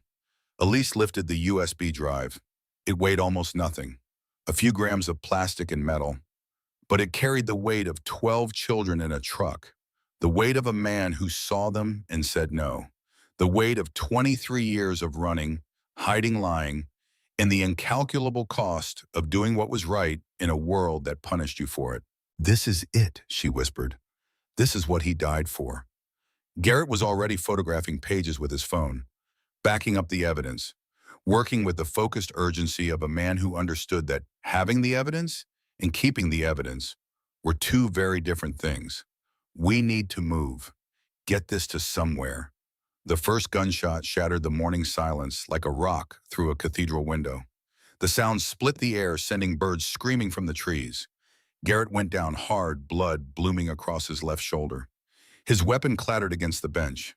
Elise screamed. But even as the sound tore from her throat, something deeper took over. She grabbed Garrett's fallen weapon with one hand, her own with the other, and returned fire toward the tree line. 2 shots. 3. Not aimed with precision, but thrown at the darkness like a challenge. Figures emerged from the shadows. Not 2, not 4, 8. They materialized from behind trees, from the walking path, from a maintenance shed 50 yards south. A perimeter that had been established long before Elise and her family arrived. They'd been watched the entire time, allowed to find the evidence, allowed to open the box, allowed to believe they'd won. Run. Garrett gasped from the ground, his right hand pressing against his bleeding shoulder, his left shoving the metal box toward Elise. "Get your mother. Run." But Lenore was already limping toward them. maternal instinct overriding every survival calculation, her injured ankle forgotten, her fear irrelevant. Her child was in danger, and biology had an answer for that ancient and absolute. And then a voice cut through the chaos, not shouted, spoken, with the calm authority of a man who had never needed to raise his voice because the world had always bent to meet him where he stood. That's enough. The gunfire stopped. The men in the tree line held their positions but lowered their weapons slightly. The voice had come from behind the largest oak, and now its owner stepped into the lighthouse beam's rotation. Brennan Kessler was 60 years old, and he wore every one of those years like a bespoke suit. Silver hair, tailored overcoat, the bearing of someone who had grown accustomed to absolute authority so long ago that it had become indistinguishable from his personality. He walked toward the bench with measured steps. No rush, no threat display. The confidence of a man who had already won and was simply collecting what was owed. Elise Mercer. His voice was cultured, almost warm. He stopped 10 feet away, his hands visible, his expression one of something that looked unsettlingly like paternal interest. You look so much like your father, it's startling. Same eyes, same stubborn jaw, same way of holding your ground when smarter people would run. He gestured at his men, a subtle motion. The weapons lowered further. Please, let's not waste more lives today. Give me the box and walk away. All three of you. You have my word you'll be unharmed. Your word. Elise's voice was raw, scraped clean by adrenaline and grief and a rage that had been building for 23 years without knowing its target. You tortured my father to death. Something moved across Brendan's face. Not guilt. Older than that. The expression of a man revisiting a wound that had never healed. I did what the situation required, he said quietly. Beckett knew the rules. He broke them. In our world, that has consequences. He paused. But you need to understand something, Elise. Your father wasn't executed. I never gave that order. I told my men to bring him in, to recover the files. I wanted to talk to him, to understand why. His voice roughened. Beckett and I grew up on the same block in East Baltimore. We were 14 when we met. He was the smartest kid I'd ever known, and I was the most ambitious. Together we built something from nothing, and when he decided to destroy it, when he stole those files and betrayed everything we'd built together, I didn't want him dead. I wanted an explanation. But he resisted, Elise said. He fought. Brennan's expression shifted, hardened, cracked, like watching stone try to feel something. He fought my men, forced their hand, forced my hand. Your father chose to die rather than give up the location of those files, rather than give me a chance to find a solution that didn't end with his blood on a warehouse floor. You could have let him go, Elise said. You could have let him walk away. No, I couldn't. Brennan's voice was flat, final, and he knew that. He knew the rules better than anyone. He just decided the rules didn't apply to him anymore, because of those children. A silence fell over the park. The lighthouse beams swept across them, briefly illuminating the tableau. A wounded man on the ground, a mother frozen in terror, a daughter holding a dead man's evidence, and a villain who believed he was the victim. I'm offering you something your father never had. Brennan continued. A way out, a clean exit. Give me the box. Take your mother and your guardian angel and disappear. I'll call off my people. You'll never hear from me again. And the children, Elise's voice cut through his offer like a blade. The ones being trafficked right now. The ones packed into trucks like the 12 my father saw. What happens to them? Brennan's mask slipped. Beneath it was something cold. Something that had long ago made its peace with the unforgivable. That's not your concern. Elise looked at the man who had murdered her father. Looked at Garrett, bleeding on the ground, his breathing labored, his eyes fixed on her with something between fear and faith. Looked at her mother trembling, broken but still standing, still here, still refusing to let the darkness win. She zipped the metal box inside her jacket, pressed it against her chest, felt the weight of her father's sacrifice against her ribs. Garrett, she said, can you swim with one arm? A fierce grin split his bloodied face. Better than I can, with two. Elise, no. Lenore grabbed her daughter's arm. The water's freezing. The current is better odds than staying here. Elise pulled her mother close, held her for one brief, fierce second. "Mom, do you trust me?" Lenore's face crumpled. 23 years of fear and love and desperate hope written in every line. "With my life, baby. Always." Then jump. They ran for the water's edge. Brennan's composure shattered. "Take them. Now. Live if possible, but take them." Gunfire erupted. Elise felt something hot graze her thigh, a line of fire drawn across her skin, but she didn't stop. Didn't think, just grabbed her mother's hand and leaped. The harbor hit her like a wall of frozen concrete. The cold drove every thought from her mind, every sensation from her body, replacing everything with a single screaming imperative. Move. Move or die. The metal box inside her jacket tried to drag her down. Her clothes became weights. Her muscles seized against water that felt like liquid winter. Above, flashlight beams cut the darkness. Voices shouted. Bullets sliced the water around her, each one a hiss of displaced physics that meant someone was trying to kill her. Elise dove, pulled her mother down, kicked toward open water with everything she had. Beside her, Garrett surfaced, once his face gray with pain, his good arm churning the water. "Harbor Patrol Dock," he gasped. "Quarter-mile south. Swim underwater as much as you can." They swam. Through the darkness, through the water, through water that tasted like salt and diesel, and the accumulated history of a harbor that had witnessed 1,000 different kinds of escape. Elise's lungs burned.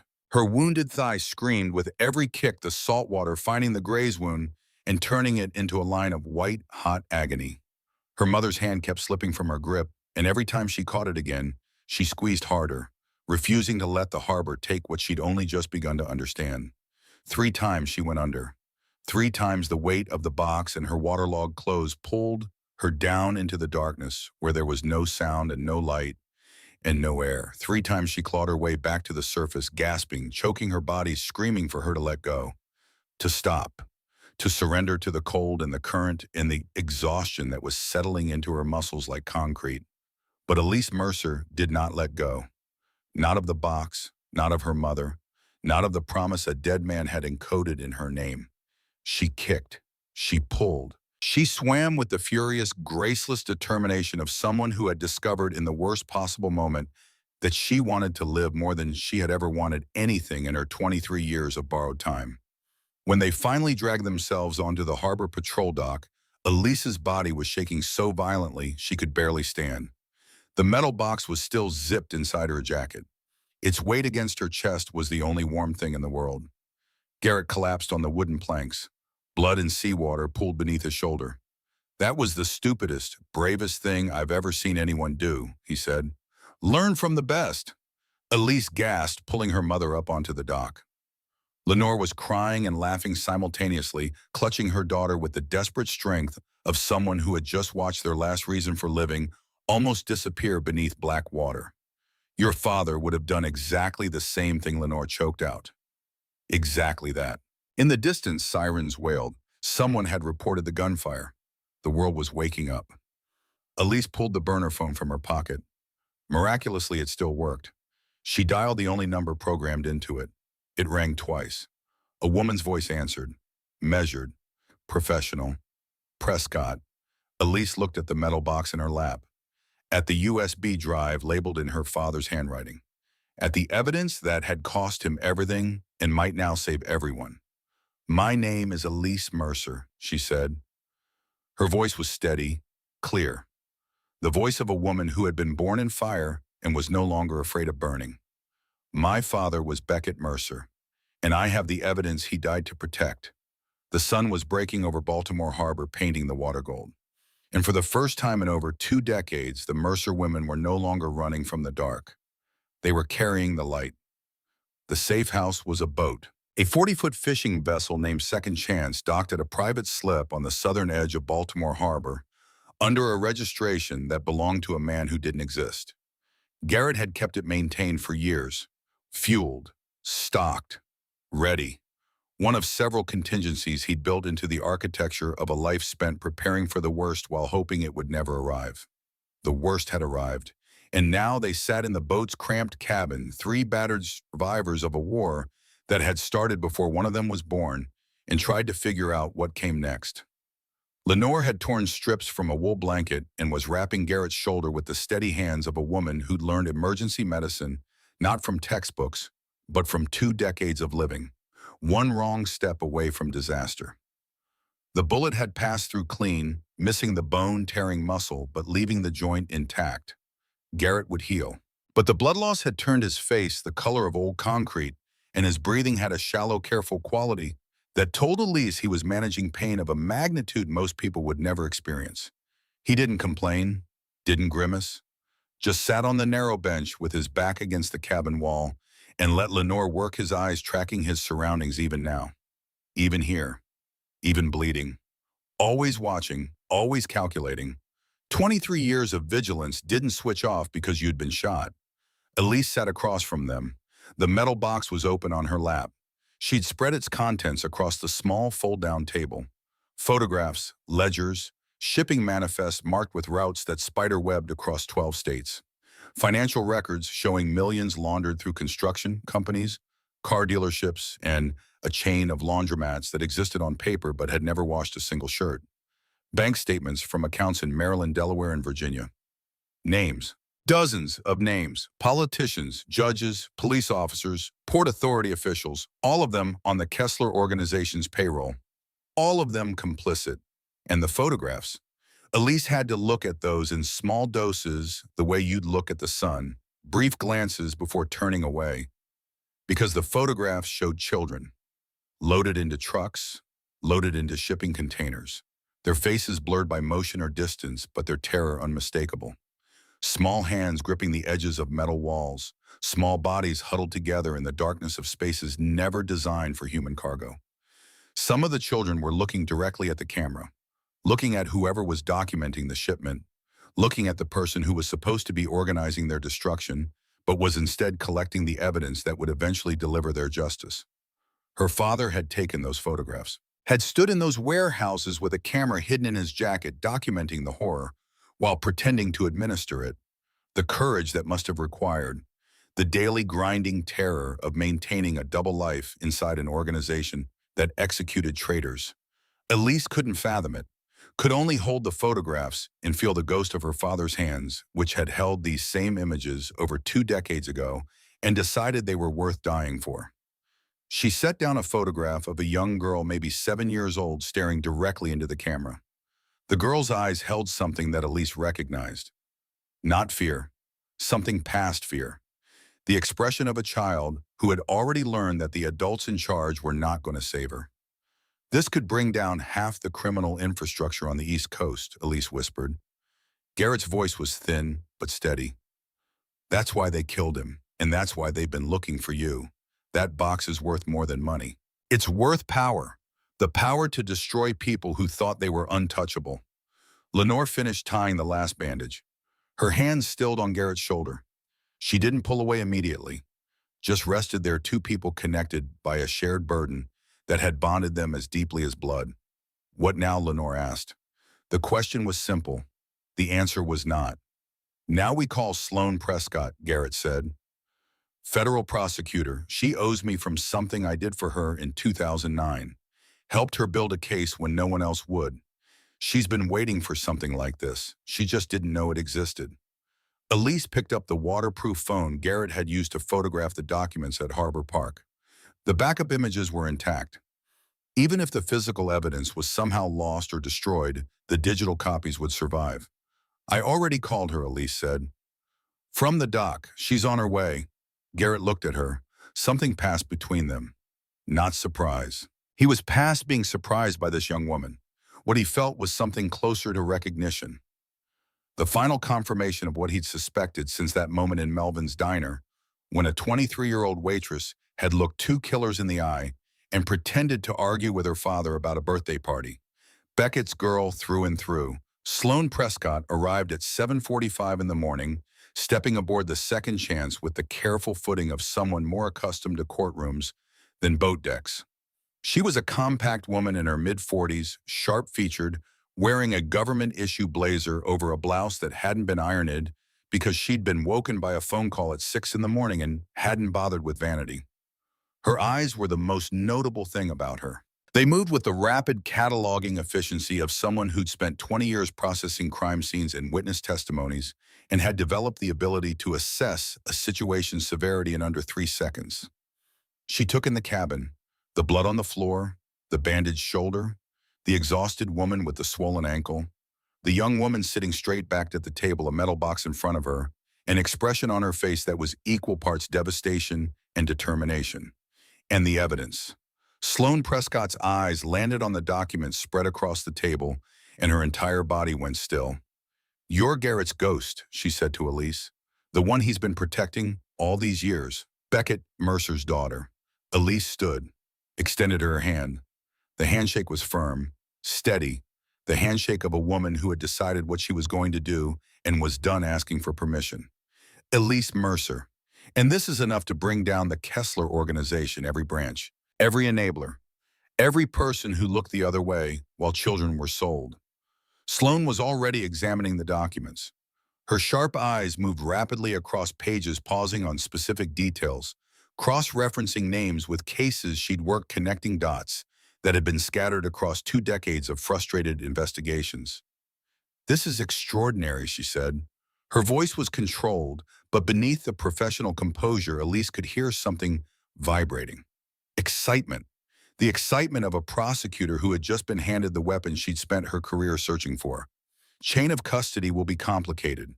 Defense attorneys will challenge the provenance of every document, but the sheer volume, the specificity, the corroborating financial records.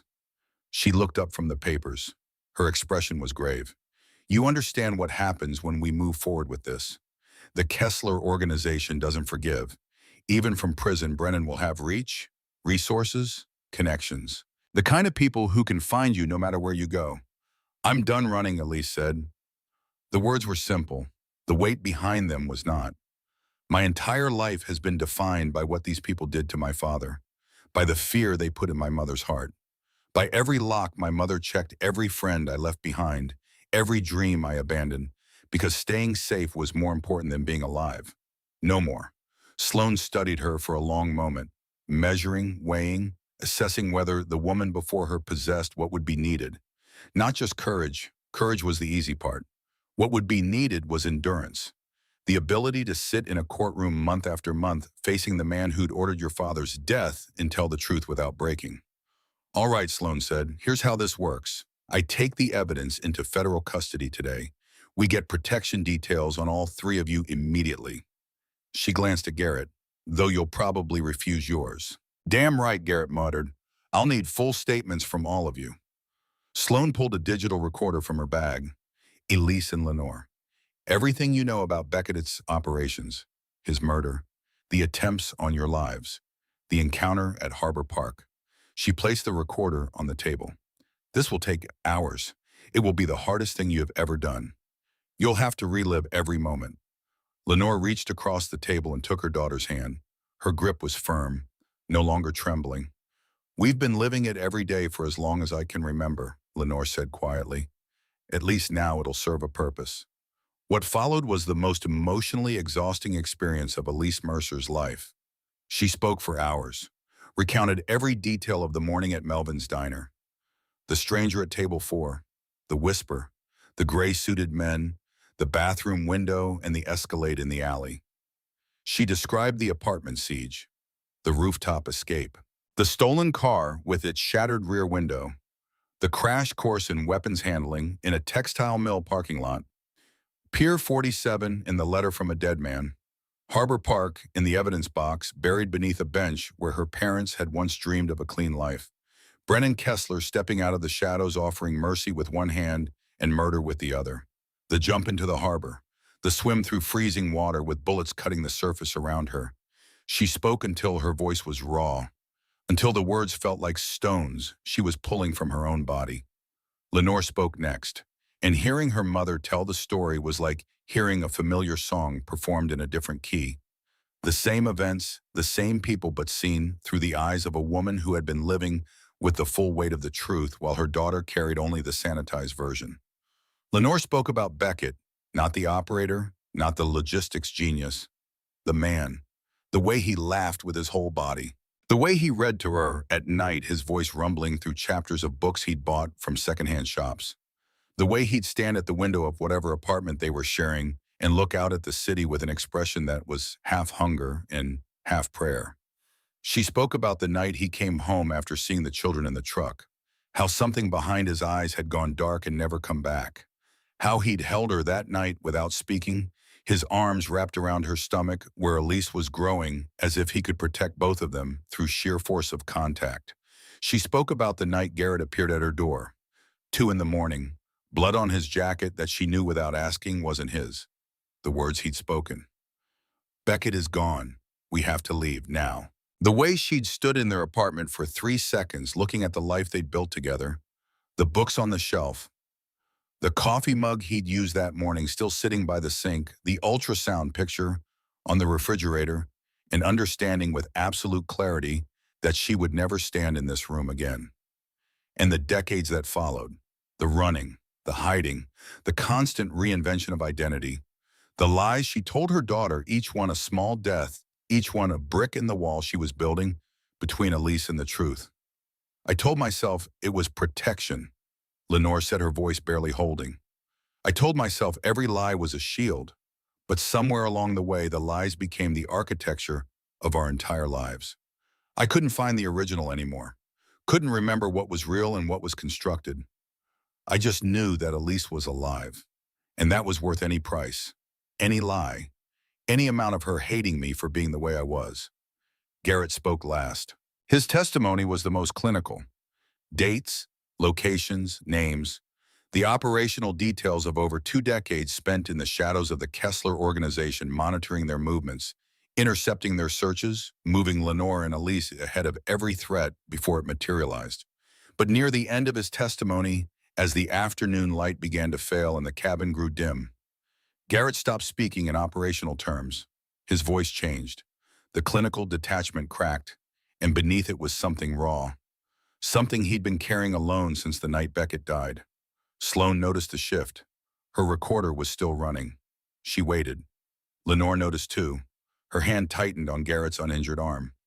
Elise watched the man who had been her invisible guardian for 23 years, and she saw something she hadn't seen before. Beneath the tactical competence, beneath the controlled violence, beneath the stoic discipline that had kept him alive and kept them safe for over 2 decades, Garrett Holden was a man in pain. Profound, unresolved 23-year-old pain that he'd never allowed himself to acknowledge, because acknowledging it would mean stopping, and stopping would mean breaking the promise. There's something else, Garrett said. His voice was quiet, almost inaudible over the gentle rock of the boat. Elise leaned forward. The night Beckett died. Garrett's eyes fixed on a point somewhere beyond the cabin wall, somewhere 23 years distant. I was there, not inside the warehouse, outside, 50 yards from the loading dock. I had a clear approach. I had my weapon. I had a window of maybe 90 seconds where I could have gone in.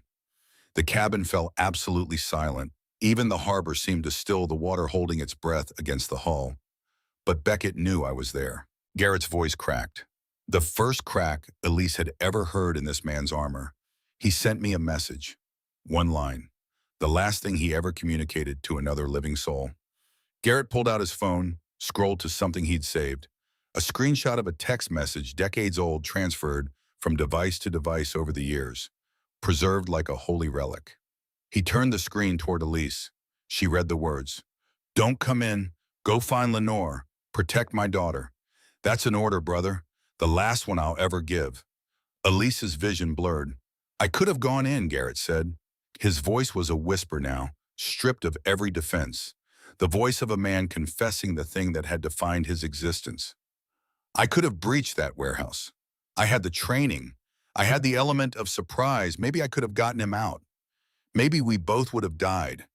Maybe nothing would have changed at all. He looked at Elise. His eyes were red, but he told me not to, and I listened. I listened because I'd always listened to Beckett, because he was smarter than me, because he was braver than me, because when he gave an order, you followed it. Even when following it meant standing 50 yards away and hearing gunshots through a phone that was still connected. Hearing the sounds of your best friend dying and running the other direction, toward his pregnant girlfriend, away from him. The tears came. Garrett Holden, who had spent a lifetime being a fortress, finally let the walls fall. Not dramatically, not with sobs or sounds, just tears moving down weathered cheeks in silence the way water moves through old stone, finding the cracks that were always there. I've lived with that for 23 years, he said. The question, if I'd gone in, if I'd ignored his message, if I'd been faster, braver, more willing to die. Would Beckett Mercer be sitting here instead of me? Would he be the one bandaging wounds and cleaning weapons and watching his daughter grow up? Would he be the one she turned to when the world went dark? His voice was barely audible. I saved you. I saved your mother. I kept you alive and hidden and safe for your entire life. But the man who asked me to do all of that, my brother, I let him die alone on a concrete floor. And there isn't a single day since where I haven't heard that gunshot through the phone, where I haven't wondered if I made the wrong choice about him. The cabin was very quiet for a very long time. The boat rocked gently. The harbor water made its endless, patient sound against the hull. Then Elise moved. She crossed the narrow space between them, sat beside the man who had been her father in every way except blood, and placed her hand over his. Dad chose, she said. The word came naturally, not forced, not performed, just the truth arriving at last. He chose for you to live. He chose for you to find Mom. He chose for you to protect me. And you did.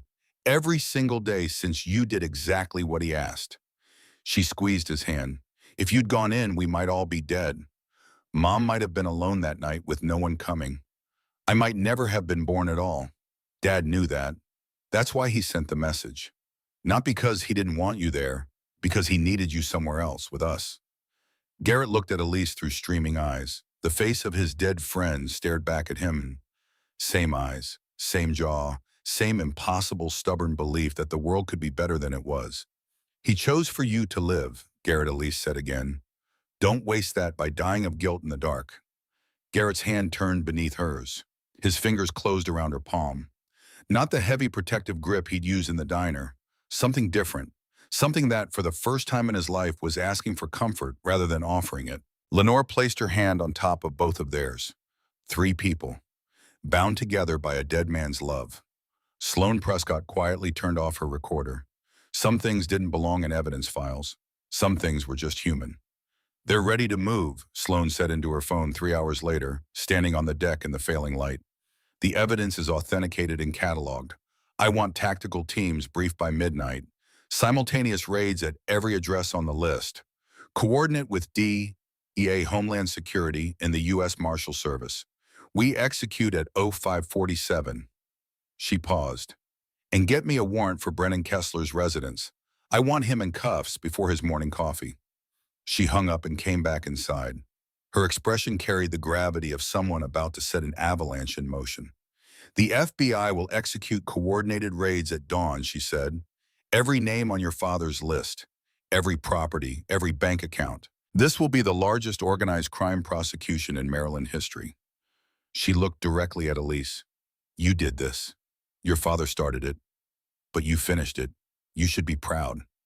Elise didn't feel proud. She felt hollowed out, emptied of everything except a bone-deep exhaustion and the strange floating sensation of having crossed a line she could never uncross. After Sloane left with 2 armed marshals escorting her and the evidence, the boat fell silent. Lenore was asleep within minutes, her body surrendering to the adrenaline crash that had been building for 30 hours. She slept with her hand curled around the letter from Beckett, holding it against her chest the way a child holds a favorite blanket, protecting it even in unconsciousness. Garrett sat cleaning his weapon one-handed. The ritual was familiar to Elise now. She recognized it for what it was. Not maintenance. Meditation. The mechanical repetition of a task that allowed the mind to process what the heart couldn't hold. What happens after, Elise asked quietly. After the raids. After the trials. After they're convicted and locked away. What do we do with the rest of our lives? Garrett was quiet for a long time. The only sounds were the soft click of metal on metal and the gentle slap of harbor water against the hull. We learn to live without looking over our shoulders, he said finally. We figure out who we are when we're not just surviving. He glanced at her, something almost like a smile softening his weathered face. You go to college. Maybe use that scholarship you turned down or find a new one. become whoever Elise Mercer was supposed to be before the Kessler organization stole that choice from her. And yet Garrett's smile was sad, tender. The smile of a man who had spent so long protecting others that he'd forgotten what it felt like to imagine a future for himself. I keep the promise I made to your father. I make sure you're safe, you're happy, you're free. That's all I've ever wanted for you. It's all he ever wanted. Elise moved to sit beside him. This dangerous, broken, impossibly loyal man who had sacrificed his own life to honor a dying friend's last request. Garrett, thank you for everything, for keeping the promise, for all those years watching from the shadows, for the shooting range on Tuesdays, for every apartment you vetted and every route you checked, and every Christmas morning you spent alone so that we could spend hours safely. He didn't respond with words, just reached over with his good arm and pulled her into an awkward one-armed embrace. The kind of hug that was clumsy and unpracticed and more honest than anything either of them had ever experienced. The first real embrace between a guardian and the child he'd spent a lifetime protecting from a distance.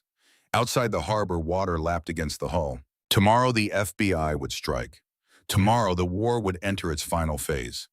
But tonight Elise Mercer allowed herself to simply sit with the man who had taken her father's place, grieving a parent she'd never known, grateful for the one who'd been there all along.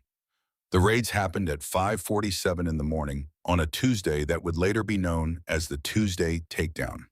Elise watched from a federal safe house as news helicopters broadcast live footage of FBI agents in tactical gear flooding a warehouse in East Baltimore. The same warehouse, the same building where Beckett Mercer had died 23 years earlier. History completing its circuit. Justice arriving at last to a place that had known only its absence. Brennan Kessler was arrested at his waterfront estate, still in silk pajamas. His expression, captured by a news photographer who won a Pulitzer for the image, was one of genuine shock. Not at the arrest, at the scope of it. At the realization that the evidence he'd spent over 2 decades hunting had been hidden beneath a bench in a public park, protected by a dead man's love for a daughter he'd never met. Elise watched the footage of Brennan being led to the SUV in handcuffs. His silver hair was uncombed. His bare feet were on the cold driveway. And for one moment, captured in high definition and broadcast to millions, Brennan Kessler looked exactly like what he was. Not a businessman, not a patriarch, not the cultured, articulate man who had stood in Harbor Park and spoken about friendship and betrayal with the cadence of a Shakespearean villain. Just a 60-year-old man in his pajamas, blinking in the morning light, discovering that the world he'd built was made of paper, and the match had finally been struck. His lieutenant who'd led the apartment assault was pulled from a barber's chair mid-shave. Another was arrested at a golf course. A Port Authority official was taken into custody at his daughter's elementary school recital. One by one, the names from Beckett Mercer's evidence list were converted from secrets to mugshots. 47 arrests in a single morning. And the children. 14 children recovered from a transport warehouse on the Eastern Shore, ranging in age from 6 to 14, alive, frightened, malnourished, but yet alive, freed, saved because a man 23 years dead had refused to look the other way. Lenore stood beside Elise in the safe house, gripping her daughter's hand so tightly it hurt. On the television, a reporter was breathlessly describing the scale of the operation. The largest coordinated strike against organized crime in Maryland history. He saved them, Lenore whispered. Tears flowed freely down her face, but these tears were different from all the ones that had come before. These tears carried something new. Not grief, not fear. Something Lenore Mercer hadn't felt in longer than she could remember. Relief. Beckett saved them, she said again. Garrett appeared in the doorway, his shoulder professionally bandaged, now his arm in a proper sling.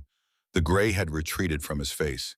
He looked like a man who had set down a boulder he'd been carrying uphill for 2 decades. Sloan just called, he said. Brennan's already trying to negotiate, offering to cooperate against the organization's out-of-state operations in exchange for reduced sentencing. Will they take the deal? Elise asked. Hell no. Garrett's expression carried a satisfaction that went deeper than justice. It was personal. It was the face of a man watching a promise finally fulfilled. Sloan wants maximum sentences across the board. She has everything she needs from your father's evidence. Brennan's just trying to save his own skin. He paused. He's going to die in prison. They all are. The trial stretched across 6 months. 6 months of courtrooms and testimonies, and the grinding, meticulous machinery of federal justice slowly processing the worst crimes Elise had ever imagined into sentences that would ensure their perpetrators never saw freedom again. Elise testified 3 times. Each appearance required federal marshals and bulletproof vests and routes that changed daily. She entered the courthouse through different doors each time, sat in witness preparation rooms with no windows, was escorted to the stand by armed men who checked her vehicle for explosive devices every morning, and swept the courtroom for threats before she was allowed to enter. The first time she walked into that courtroom, she saw Brennan Kessler seated at the defense table in a tailored suit, his silver hair combed back, his expression composed. He looked like a senator, like a philanthropist, like anyone's grandfather. The ordinariness of his appearance was the most disturbing thing Elise had ever witnessed. This was what evil looked like when it dressed for court, and each time she took the stand, Brennan watched her. He never shouted, never displayed anger, never attempted to communicate directly. He simply watched, with those cold, intelligent eyes that had once looked at her father with the same focused attention, the eyes of a man studying something he simultaneously admired and needed to destroy. The first time Elise testified, she described the diner, the whisper, the men in gray suits. She identified faces in photographs, confirmed details from her father's documentation. The defense attorney cross-examined her for 4 hours, attempting to paint her as unreliable. Traumatized, confused, a young woman led astray by a paranoid mother and a violent ex-criminal named Garrett Holden. Elise did not waver. She answered every question with the same steady voice, in the same steady gaze, and the same stubborn refusal to let anyone in that courtroom reduce her father's sacrifice to a footnote. The second time she described Harbor Park, the evidence box, Brennan's offer, the jump into the harbor. The defense attorney suggested she'd fabricated the entire encounter, that no reasonable person would jump into freezing water rather than surrender. Elise looked at the attorney, then she looked at Brennan, then she spoke. "My father died in a warehouse because he refused to surrender his conscience to people who sold children. Jumping into cold water seemed like a reasonable family tradition." The courtroom went silent. Even the judge paused. The third time she testified, it was about the evidence itself, the documents, the photographs, the USB drive containing records that implicated 47 individuals across 6 states. Elise walked the jury through each piece with the methodical precision of someone who had studied the material until it was part of her. And when she was done, when the prosecutor said no further questions, and Elise stood to leave the witness box, Brennan Kessler spoke for the first and only time during the trial. His voice was quiet, conversational, addressed to no one in particular, and yet clearly intended for only one person in the room. "Your eyes, same as his." He was looking straight at Elise, the same way he looked at me the last night I saw him, like he was already somewhere I couldn't follow. The marshals moved toward him. The judge called for order, but Elise held Brennan's gaze. 2 people connected by a dead man, the daughter he'd died for, and the friend who'd killed him. For one moment, the courtroom and its formalities and its procedures fell away, and there was only the truth that existed between them. The truth that Brennan Kessler had loved Beckett Mercer and destroyed him anyway. That he had spent every year since telling himself it was necessary. And that looking into Elise's eyes, Beckett's eyes, he finally understood what that necessity had cost. Brennan looked away first. On the last day of testimony, when the prosecution's case was nearly complete and the defense had failed to create reasonable doubt, and the verdict was approaching with the certainty of a tide, something unexpected happened. A woman appeared at the courthouse.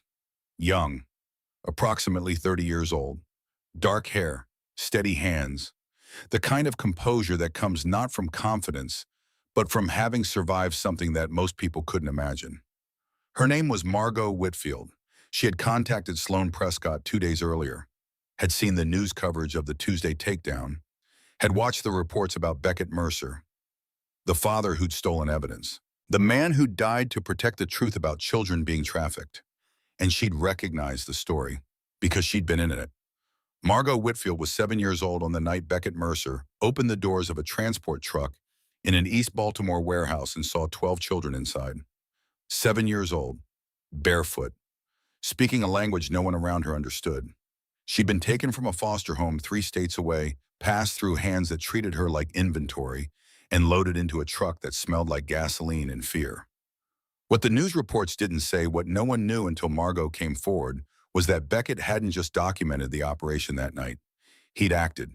In the chaos of unloading while the other operators were distracted by logistics and paperwork and the routine administration of an evil they'd normalized into just another Tuesday night, Beckett had moved to the back of the truck. In the chaos of that night, while the other operators were distracted, Beckett had unlocked the truck's rear door and told 3 of the children to run. 3 children, including a 7-year-old girl who didn't speak English and didn't understand what was happening, and only knew that a tall man with kind eyes and a terrified expression was pushing her toward an open door and whispering a single word she would never forget. Run. Margot had run, through the warehouse, through a loading dock, into the Baltimore night, into a life that carried the scars of what had happened to her, but also carried the breath that a stranger's courage had made possible.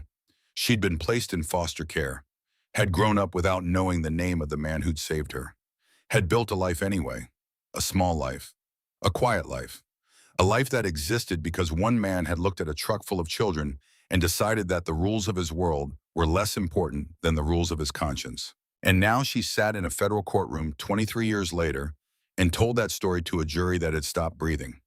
I don't know his name, Margot said. Her voice was steady, but beneath it ran a current of emotion so deep it made the air in the courtroom feel thick. I was 7. I didn't speak English. I didn't understand anything except that I was afraid and that a man was telling me to run. But I remember his eyes. I've remembered them for 23 years, because they were the first kind eyes I'd seen since the men put me in the truck. She paused. I'm alive because of him. I went to school because of him. I have a life, a job, a home because of him. Everything I am exists because one person in a building full of people who had chosen to look away chose to see me instead. She looked at Elise. Across the courtroom, their eyes met. 2 women connected by a single act of defiance committed on a warehouse floor 23 years ago. One had been saved by it. The other had been shaped by its consequences. Together, they formed the complete picture of what Beckett Mercer's sacrifice had meant. I didn't know he had a daughter, Margot said. Her voice softened. But looking at you, I can see him. I can see those eyes. The same eyes that looked at me in that truck and saw a child instead of cargo. And I want you to know that what your father did that night, the night he opened that door and told me to run, that was the most important thing that has ever happened to me. He gave me my life, and I've spent every day since trying to be worthy of it. The courtroom was silent, not the silence of an empty room, but the heavy, reverent silence of a space filled with people who have just witnessed something that transcends procedure and protocol and the cold machinery of law. The jury foreman was wiping his eyes with the back of his hand. The judge had removed her glasses and was pressing her fingers to the bridge of her nose. Even the defense attorneys who had spent 6 months trying to dismantle Beckett Mercer's legacy sat motionless. There was nothing to object to, nothing to cross-examine, only the truth delivered by a woman who had carried it in her body since childhood. Elise couldn't speak, couldn't move, could only sit in that courtroom and look at the living, breathing proof that her father's sacrifice had mattered, that the man who'd encoded his daughter's name into a lock on an evidence box had also opened a door in a warehouse and given 3 children the chance to become adults. Brennan Kessler received 4 consecutive life sentences without possibility of parole. His lieutenants received between 15 and 40 years each. The trials uncovered 3 additional trafficking networks operating in coordination with the Kessler organization, leading to 67 more arrests across 4 states.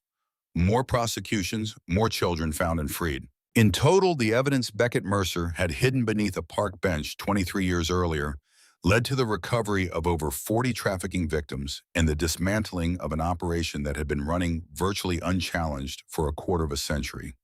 Beckett Mercer's evidence became the foundation for a federal task force dedicated to dismantling human trafficking operations along the eastern seaboard. Sloan Prescott was appointed to lead it.